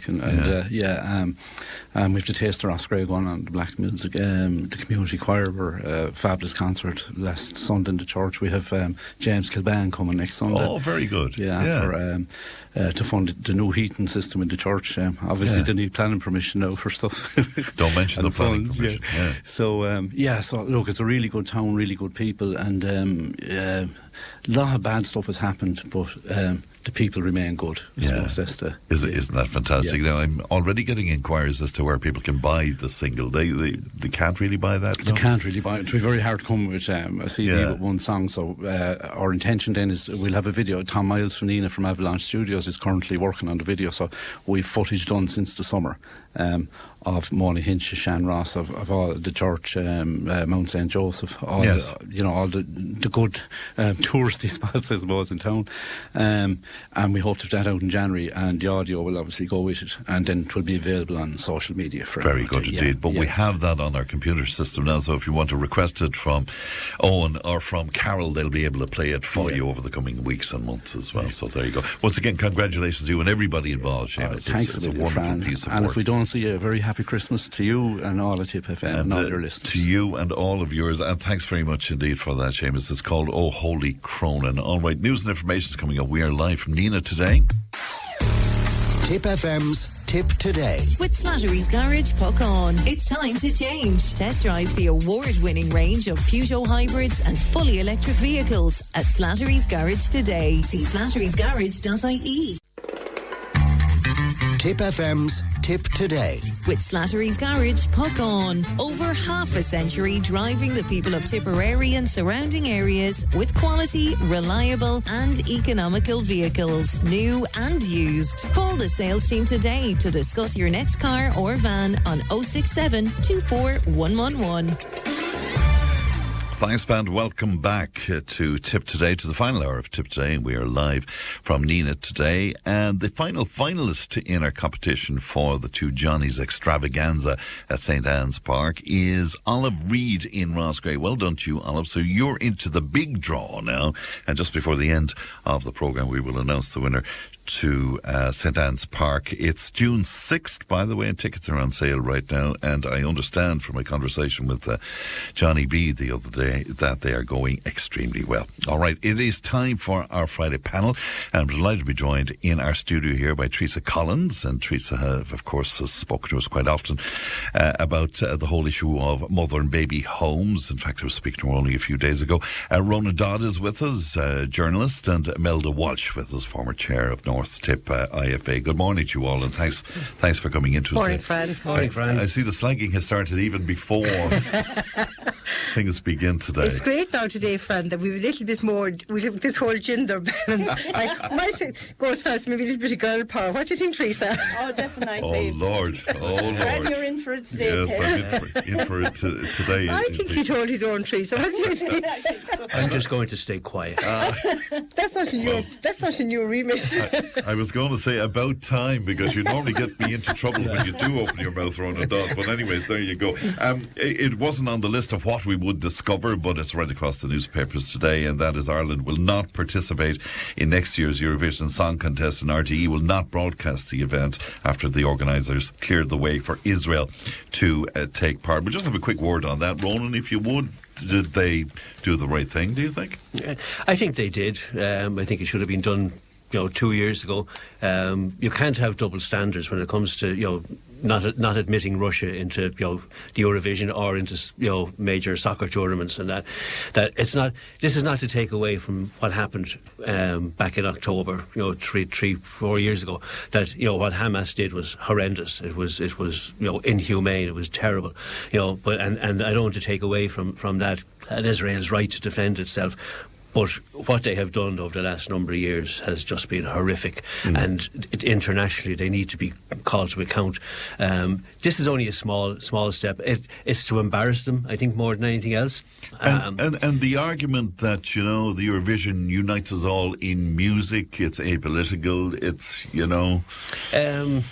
the Eurovision has become a circus, and I don't want to sound cynical about it, but it's got precious little these days to do with songwriting and with musicians. I mean, I actually thought that Ireland's song last year was a pretty decent song, and it gets nowhere because of the geopolitical voting that goes on within it. And the idea of allowing, Israel, I question they being there in the first place, yes. And Russia and Ukraine, because they're really not part of the European set up. They're sort of that Near East, if you like. Well, Australia. And now they were talking about Canada. So it's a money-making thing. Well, they have, in fairness to them, losing thing as well. They've addressed the whole voting thing, though.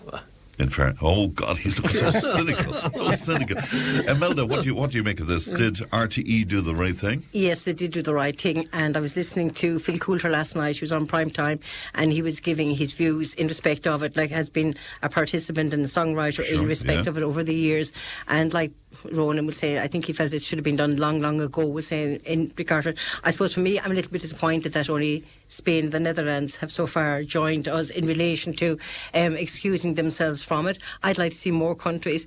It's all well and good to talk, but you have to walk the walk as well, and actions do speak louder than words. I think it's a necessary thing to do, and like Ronan, I do question how they were ever in the Eurovision per se, but the Eurovision, I suppose, as a whole has become a bit of a joke, in particular in relation to the voting.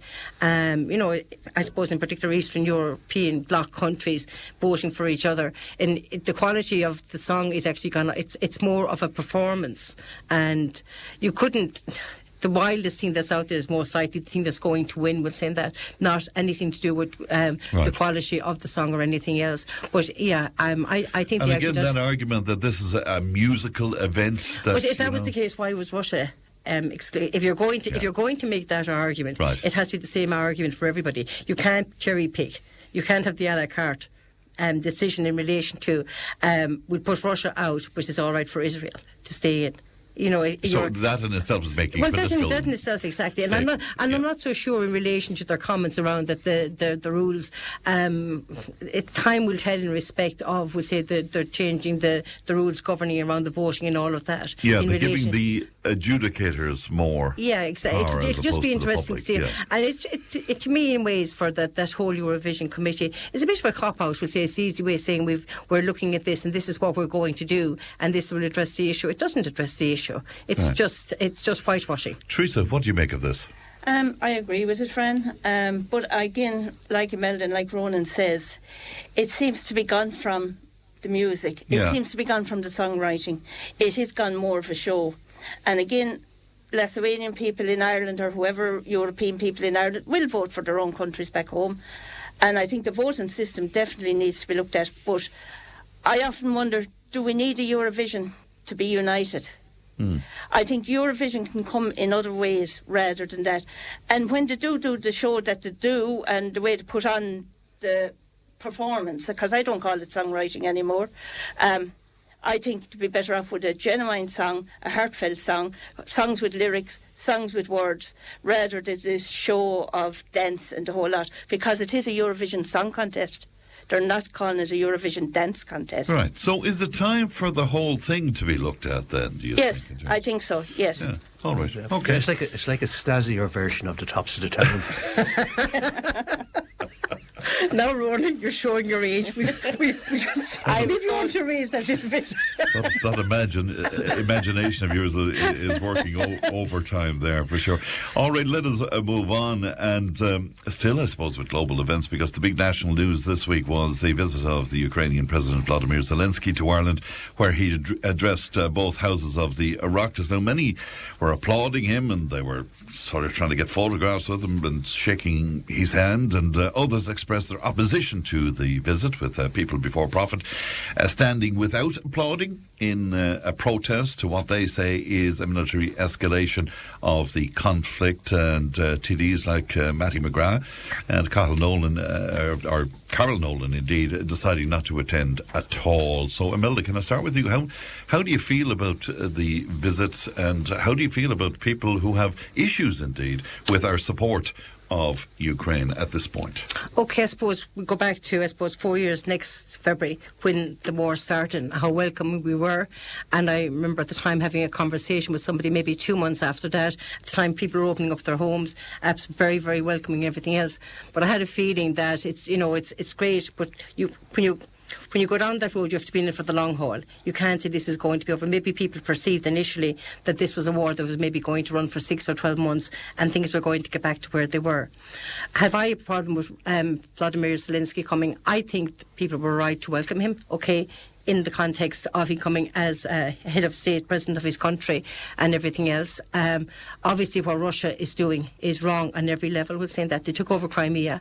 Now they want the Donbass area and everything else. The 28-point peace plan, which was, I suppose, concocted by Vladimir Putin himself, and trying to get that over the line with saying that Ukraine is entitled to its sovereignty.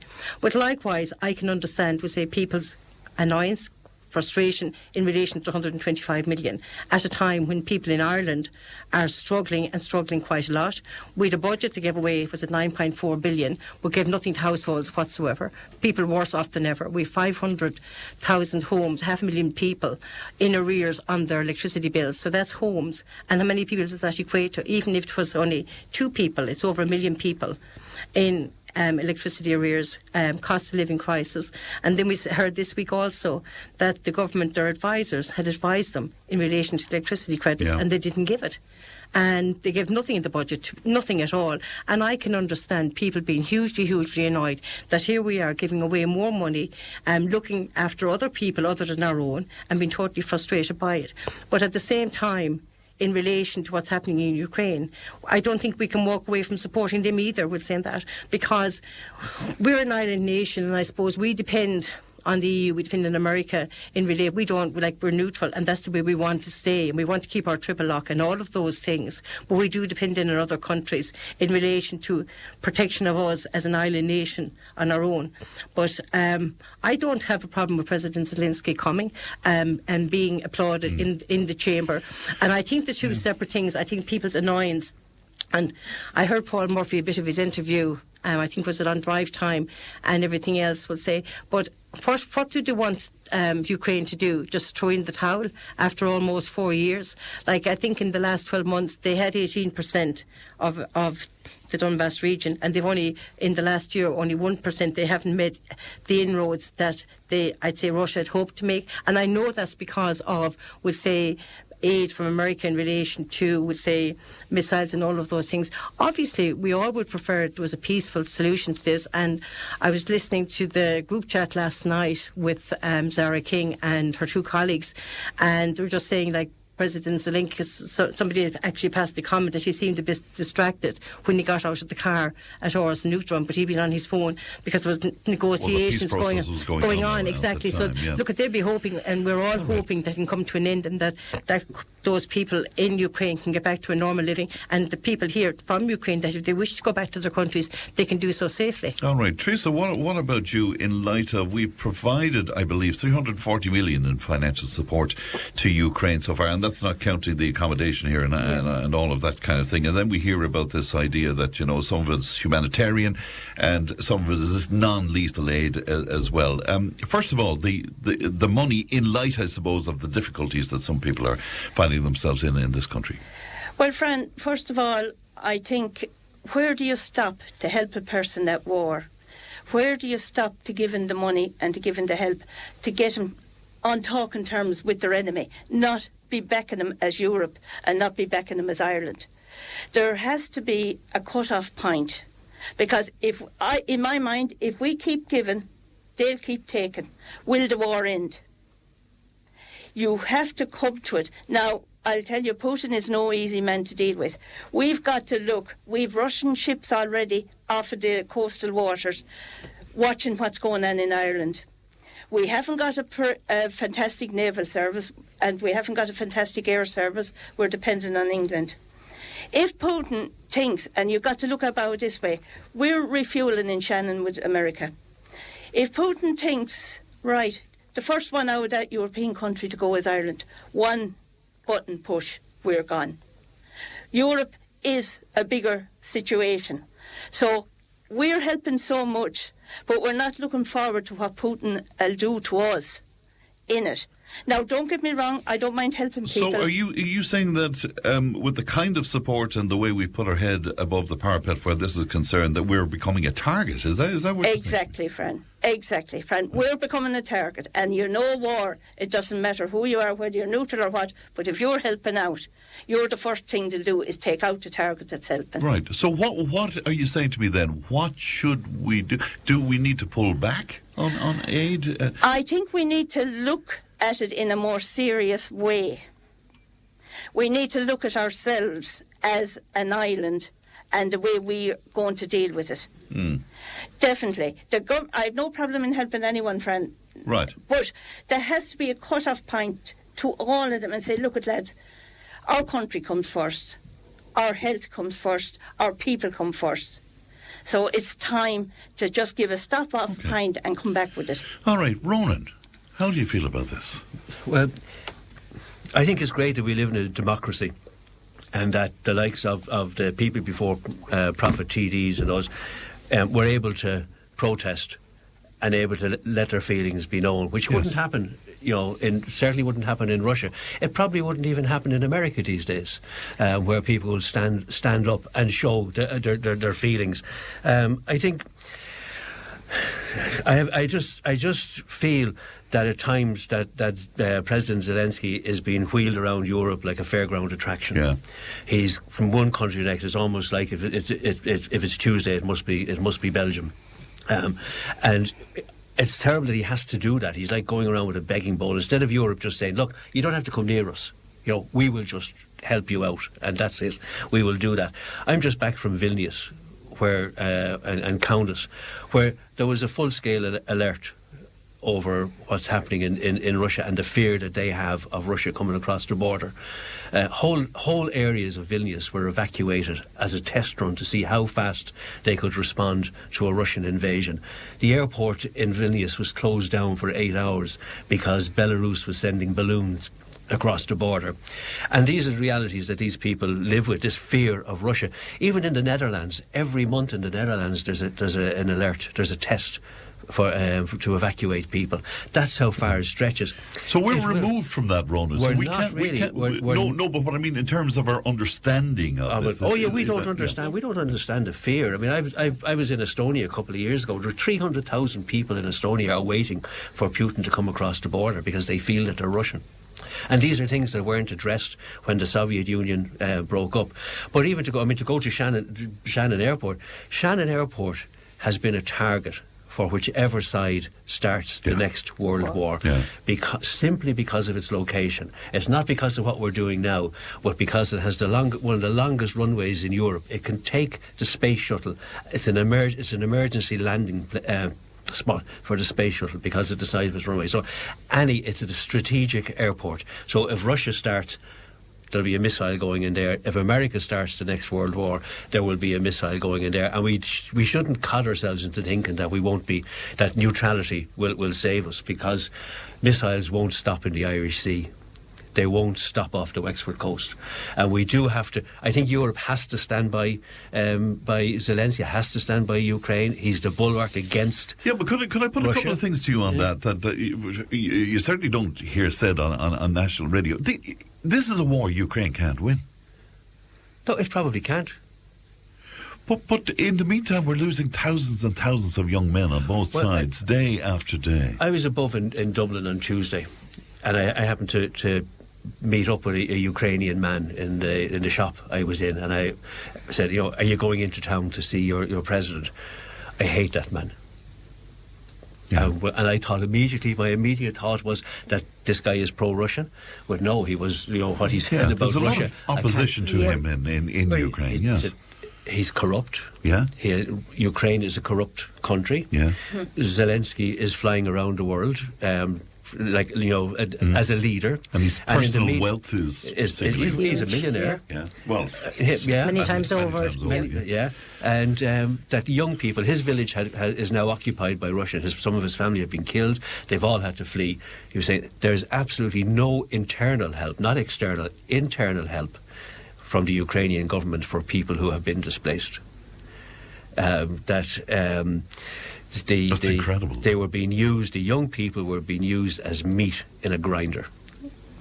And again, something else that's not spoken of in the last few months in particular, we have young people about to come to the age where they'll be called up to the army, conscripted, and they're coming here because they don't want to fight. Why would they want to fight?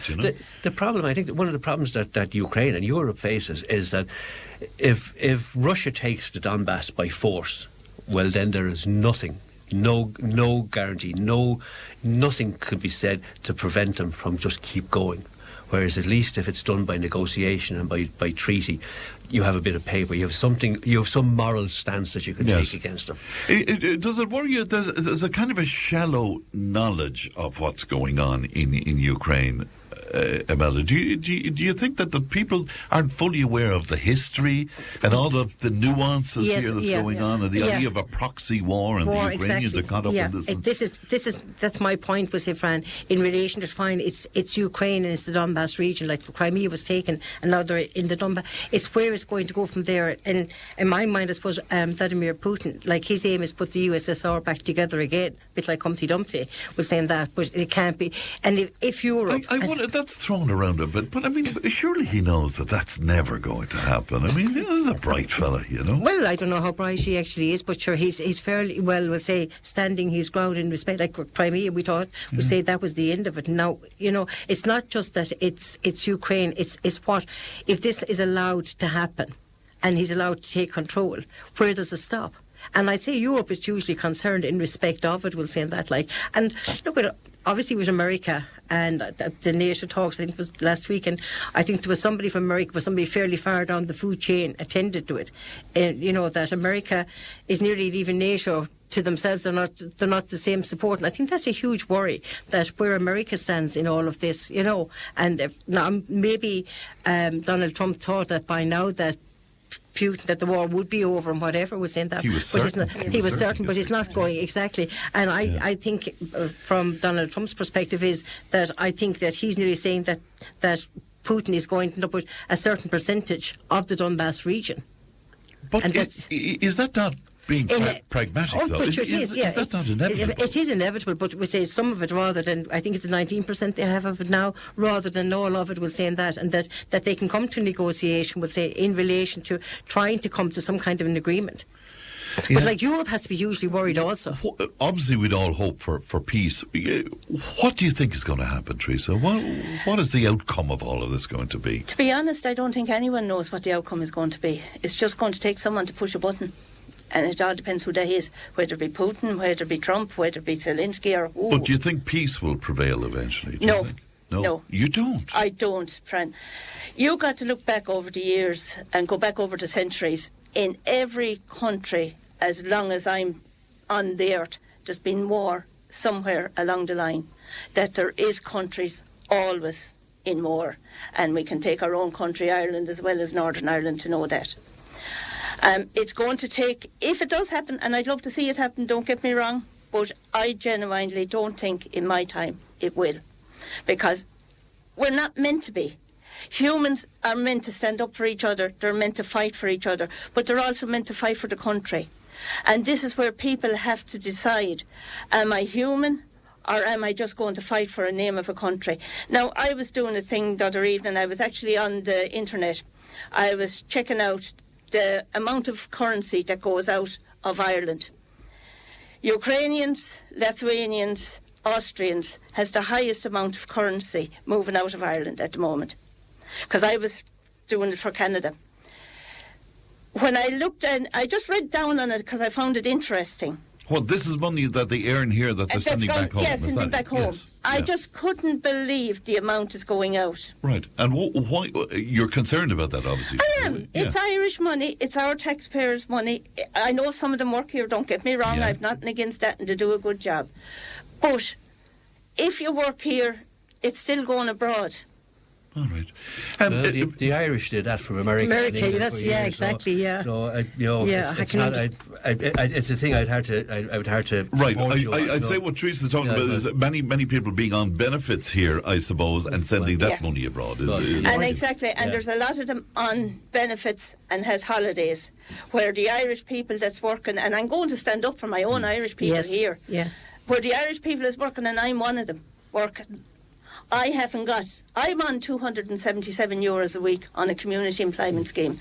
I haven't got my free living alone allowance, and I'm living alone. I haven't got free electricity credits. I pay my council, I pay my electric, and I feed myself. And I don't go to any food banks to get it. And in your circle of people, are people more and more frustrated about this? Absolutely, Fran. Absolutely more frustrated. Before we leave this, Ronan, can I ask you about, because Micheál Martin is anxious to fast-track Ukraine into the Union, and still, in the last few weeks we hear about $100 million of corruption, and it seems to be a huge issue in Ukraine. How can they even counter it? Because they were stopped from joining the Union, I understand, in the first place because of corruption. Yeah, I think the European Union should take a step back from that and look at Viktor Orban in Hungary. Yeah. And that's what you could end up with, because it's okay. That's what you could end up in Ukraine. In Ukraine, what, like a right wing, with a right wing, with somebody who doesn't play by, who doesn't go by your rules, who suddenly maybe more aligned. Ukraine, if and when this war finishes and they have their free and fair elections, we don't know who's going to be in power. So we need to get beyond this war. We need to get beyond Zelensky and Putin being in power to see what comes after, because Viktor Orban has been the thorn in the side of Europe, of the EU when it comes. He's still buying gas and oil and that from Russia, and there's nothing the EU can really do about it. Now, I know there's a landlocked country, they don't have their own resources, but the big problem I see with ending this whole conflict out there is that you had Trump a few weeks back forcing Zelensky, or a few months back now, forcing Zelensky to sign a deal on mining and minerals, and when it looked like Ukraine were going to get the Donbass back. Now he has switched, when it looks like Putin is going to get the Donbass back, to backing Putin and doing a transactional deal with him for rare earth minerals, for mining, for industry, and the Donbass is an industrial heartland of Ukraine. And that's all Putin, that's all Trump is interested. Trump is a candle in the wind. Whoever he thinks is going to win, he will go at them, and it's just so sad and just so horrific. And that's where I think Fran is saying too many chiefs and not enough Indians. Well, and not good chiefs. Not enough people talking peace, which is the important thing. But there's no question in my mind that Ukraine can ever be in NATO. I mean, that just will not be tolerated by Russia. It won't, but that was when they allowed the Baltic states to join NATO and Romania and all of those former Soviet countries to join, it was agreed back then. It was said we will not push east. Yes, I know, and they did, and that is what has given. And Putin they broke all of those promises. That is what's given Putin his raison d'etre for going into Ukraine, and it will give him his raison d'etre to go into Estonia or to go or to look at the people in Kaliningrad, who that little enclave that's north of Lithuania and near Poland. All right, let me just take a break. We'll be right back with our panel in just a few moments. Tip FM's Tip Today. With Slattery's Garage Puckon. Now is the time to pick up your next van. From the award-winning Peugeot Partner van to the Expert and the load-lugging Boxer van. We have big vans, high-roof vans, long-wheelbase vans. You'll find them all at Slattery's Garage Puckon. See slatterysgarage.ie. Tip FM's Tip Today. With Slattery's Garage Puckon. It's time to change. Test drive the award-winning range of Peugeot hybrids and fully electric vehicles at Slattery's Garage today. See slatterysgarage.ie. And you're very welcome back to our Friday panel. And with us in studio, Teresa Collins, Ronan Dodd and Imelda Walsh. And a huge response to our conversation there, by the way. And can I sum it up? I think I can, really. Most people thinking that we've done more than enough at this point, particularly financially, and we need to start to pull back now. I'm not sure how scientific that is, but that's what we're hearing this morning from our listeners. Let's move on then, because that pilot initiative involving tasers, and it will be the issuing of tasers to 128 frontline uniformed Gardaí. Scheme will be implemented in Dublin, Waterford and Kilkenny. Now, Emily from the Irish Council for Civil Liberties joined us on the show yesterday, and she expressed concerns indeed about the development. She was lambasted by our list. Absolutely nobody, not one person agreed with her. Meanwhile, Deputy Alan Kelly was on, and he said the initiative is essential to protect force members. Teresa, can I start with you on this tasers for the Gardaí? It's only being sort of tested at the moment, but do you think it needs to happen? I'm delighted to have some bit of protection, to be honest. They're our sons, our daughters, and they go out to protect us, and they need protection in today's world. But saying that, the judicial system needs to start from the sentencing and work its way through, because it's no use to guard arresting and they get 6 months out the door, they have no place to put them. So there has to be a very, very start-off point. So I do say it has to be dealt with from the ground up. But I'm delighted that the guards have something, because even I said to have the video cams as well. They're a couple of months back. And the representative from the Council for Civil Liberties very concerned about this and saying it will change the nature of policing, particularly community policing. Do you see anything in that, Teresa? Fran, I ask civil liberties, we all have them. We're all supposed to have them. So why can't the guards have them to protect themselves? I don't think there's much difference in it. I'm delighted. For once, I am delighted to see there's something going towards them. Civil liberties, we all have it. I'm happy to say I agree with the guards getting something, and I do agree that the sentences should be a bit more harsher. All right, okay. Imelda, tasers for the Gardaí? Yeah, I would agree with them. Look, I suppose we say we're unique in the sense that we had an unarmed Garda force, and I suppose one of the only countries, I suppose, in Europe that was the situation. But Ireland has changed a lot and everything else. And we just saw last year, wasn't it, the Dublin riots and all that took place with that. Absolutely terrifying in relation to what happened, the amount of damage that was done and the amount of damage and injuries caused to the police force and everything else. I don't think it'll interfere in any way with our community policing. Our guards are absolutely fantastic. Like, I know when I was in IFA and dealing with them, they're absolutely brilliant. But for the guards, it's so frustrating in relation to they catch somebody, and it's a revolving door system. They go into court and they come out on bail, and they're giving the guards the 2 fingers on the way out and everything else. We don't have the prison space. Our prisons are overcrowded as it is. But we do need to address this situation. But we cannot have a situation where guards are going into situations where where their lives are at risk and the people they're trying to protect. And I don't believe our guards will abuse this. And maybe that your lady on from Civil Liberties, maybe that was part of her concern in relation that it would become abuse in the situation. It's a pilot scheme. It's been rolled out. I welcome it.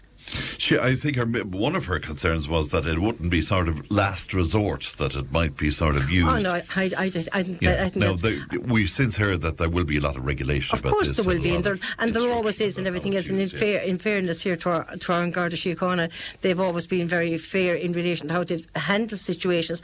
But because of people's civil liberties and everything else, their hands are tied quite a lot in relation to how they deal with situations. Like you go back before, over the years, like, a Garda could have a word with somebody and, just would say, let them know, look, this isn't going to work and everything else. But people with their civil liberties nowadays, you can't say this to me and you can't say that. So too far east is west. But we have to do something in relation to protecting An Garda Síochána, protecting our people, because as Teresa said, the guards are only protecting us. We cannot allow what has happened in the last couple of years to continue going on. Ronan, how do you feel about tasers for the Gardaí? Excuse me. I must admit, my first reaction was either one of cynicism or a journalistic one, wondering what had gone wrong with the South-East that Waterford and Kilkenny needed to get tasers. Keep the tip out of ourselves. Only you would read that into the... There's 32 counties could do with them. on balance, I agree that they need something stronger than pepper spray to restrain people under certain circumstances. The challenges that guards face, and having covered the courts here for many years, the challenges and the difficulties that they face in dealing with people where there's a lot of respect for the Gardaí has gone. I would welcome it. I'm glad there will be rules and regulations around it and around it. Society itself has a right to feel protected and to feel safe, and your own civil rights and come out of that. But we must protect society as a whole, rather than protect the individuals. Now, having said that, are we on a slippery slope, I suppose, which would be the point from Emily yesterday? Is this a slippery slope towards maybe arming the force down the road somewhere? Well, we already have an armed force, and I was just going to counterbalance my argument in favour of that by pointing to two instances, and that's the I'd have to look at the name, the George and Kencho shooting that was in Tala, yes. And there was a previous shooting in Abilar, yes. Where maybe tasers might have been a better option, and that's the fear I think that that civil liberties people have will be that you will get incidences where it might go over the top, and they are lethal weapons. Tasers, can give you a heart attack. They shouldn't be deployed, willy nilly. That you do have to know that. But there will be a lot of regulation. No guard will know. No guard will know what underlying condition you have, and I think they should be used as a last resort. But I think the guards need extra protection. I'm glad they're getting the body cams. Yeah.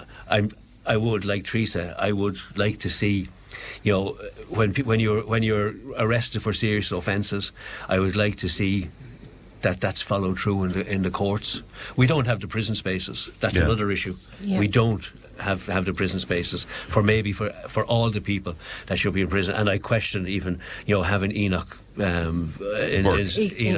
100%. He'd be better off under house arrest or something else. On your, something else. He's certainly no threat to anybody. No, he's not. No, but he's in contempt of court. I heard this discussion last night, and I think people's minds are actually changing in relation to him, because we've seen hardened criminals and they're not in jail. And Enoch Burke would say, before I believe, and I know it's contempt of court, but obviously with the contempt of court, if he doesn't purge his contempt, he could be there the rest of his life. Yeah. Well, it's going to be interesting to see what happens with that. Let me take another break. We'll be back with our panel in a moment. Tipp FM's Tipp Today. With Slattery's Garage, puck on. It's time to change. Test drive the award-winning range of Peugeot hybrids and fully electric vehicles at Slattery's Garage today. See slatterysgarage.ie. If it matters to you, it matters to us. Call Tipp Today on 1-800-938-007. And you're very welcome back. And our panel of Ronan, Imelda and Teresa with us in studio still. A number of well-known organisations in Ireland still retain the word royal in their titles, among them the Royal Irish Academy, the Royal Dublin Society, the Royal Academy of Music, Royal Society of Antiquarians, etc. But a regular contributor to the show, Tom Hennessy, joined us on the show yesterday. He believes the titles with royal in them need to be completely dropped. So, Ronan, can I start with you on that? Is that a worthwhile conversation, do you think? No, it's just pure nonsense. Wow. it really don't is. Don't hold anything back now. Just no, I won't. I mean, like, these institutions are they're part of our heritage, part of our culture, part of our built environment. You just can't go around doing things like that. I mean, and where do you stop? When you go down that line, I'm going to bring this now to its absurdity. And do you stop selling HP sauce and Bacardi rum because it's by royal appointment, and that's on every label that's on those bottles? I made that point to Tommy. Where do you stop? Where do you stop? I mean, do you change Mitchell Street here in Nenagh because John Mitchell was in favour of slavery? Well, some people would say yes, indeed. And there's a London Road here in Nenagh, isn't there? Not that I'm aware of. I looked it up this morning. I saw London Road. But anyway, sorry. Yeah. But no, I would disagree with it completely. And I mean, like, it's a non-argument, to be honest. And maybe he was coming from the point of what was happening with Dublin City Council and the Herzog Park above in Dublin, which I don't agree with either. I don't think you can wipe out history, and that's what you're doing. You're erasing part of our history and part of our culture when you go around naming things. It was done in the 20s. Now, will you stop, or people are going to start screaming at me? Since when did royal become part of our culture? But it was up until 1922. It was there, and there's a glib answer. And I won't go into the 700 years of it, but I mean, do you demolish castles? Do you do whatever? I mean, like, where do you stop? Where do you stop? Imelda, the Royal IFA and royal jelly. We won't have any royal jelly. We won't have any royal jelly. I probably differ. I'm going to be honest in respect of my colleague here beside me. I do. Yeah. We're a republic. I know it probably has arisen from, we say last week, the Herzog Park and everything else, and while I wouldn't be in any way in favour, and I think the right decision is to leave it as it was. You can't erase history, and it's like with different street names and everything else, even in the capital and throughout. We're saying that the royal bit, we could actually lose that without it having too much of an impact on the. I'm just thinking of the Royal College of Surgeons. Okay, that's the one that springs. I actually passed by it last Saturday, and could it not be the Dublin College of Surgeons? Like, we stand unique in the sense, like, we punch well above our weight in relation to whatever we do, whether it's the arts, whether it's sport, whether it's medical profession or whatever. We'll say that. I just actually Googled it to look at it, was saying in relation to, the conversation around it. This is a conversation, the journal.ie a couple of years ago ran a poll on it, okay, with a fairly substantial amount of people, maybe about 18 or 19,000 people haven't participated. So to me, that's a fairly size amount of people. I didn't know that. I didn't either, was saying that. And 10,500 people were in favour of dropping the royal, and 4.5 were in favour of leaving it as it was. And I think it was maybe 3,000 or 4,000 more people had no view one way or the other. So it's like, I suppose, Thomas, the Herzog Park argument, because to me, if you were going to go down that road, you'd have to change anything that was related to the royal, we see the British influence in our country for the 700 period of time and everything else. And when you hear of an organisation with royal in the title, does it immediely speak to you that there's prestige involved? No, not in the least. No. To me, we're a country, we punch well above our weight on everything on the world stage. We don't need any remnants of somebody else's. We're saying that these are Irish people that are competing. We see this week with swimming, horse jumping, or horse races. When we go to Cheltenham, most of the time, Irish horses are really the ones that perform really well. You're flying the flag now. Teresa, what about you? I'm going to guess here, you agree with Imelda on this, do you? I do, 50-50 in ways. Now, I never call the RDS the Royal Dublin Horse Show. I always say the Dublin Horse Show, Simmons Court. And again, if you listen to the lads doing Ascot and doing Epsom, they don't call it the Royal Ascot, it's Ascot Racecourse, it's Epsom Racecourse. Yeah. Being from, to cut across you, being from Dublin, the Royal College of Surgeons is always just known as the College of Surgeons. Yeah. That's what I'm saying. And the same as the Victoria, the Royal Victoria above in Belfast, the hospital, it's the Victoria. Yeah. So, to me, it's 50-50, Fran, depending on what way you're looking at it now. Right, but would you go to the trouble of, insisting that these organisations drop Royal? I don't think so, because I think it's dropped in most of it already. Yeah. Right. I think it's dropped in a lot of it already. But I suppose what Tom is saying on all of the official aspects of these organisations, Royal is very much part of the letterhead and all of that, and the logo. Well, I tell you, if we have a lot of hotels in Ireland with the Royal, Imperial, the whole lot. We have them all to drop. It's a bit... Yeah. I think it's gone. Even I called instead of the Royal Imperial in Cork, I called it the Imperial. Right, okay. And can I ask you that? If you see Royal in front of something, I mean, even if it's subliminal, do you immediately think this is prestige? I don't. Not to me, no. But probably, when you take the College of Surgeons, it probably means to most of the students who are going to the College of Surgeons are probably overseas students, because they're the ones who keep the funding going there with the higher fees. And abroad, it probably means more than it means here.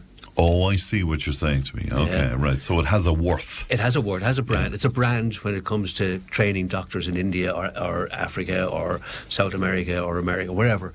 It's a brand. Yeah. That they have. Are we in danger of trying, and this is happening all over the world, are we in danger of trying to rewrite history? Because a lot of what happened historically was we saw that. We saw that. Wasn't there something with statues? Was that the Shelburne last couple of years ago or something? There was something. Exactly.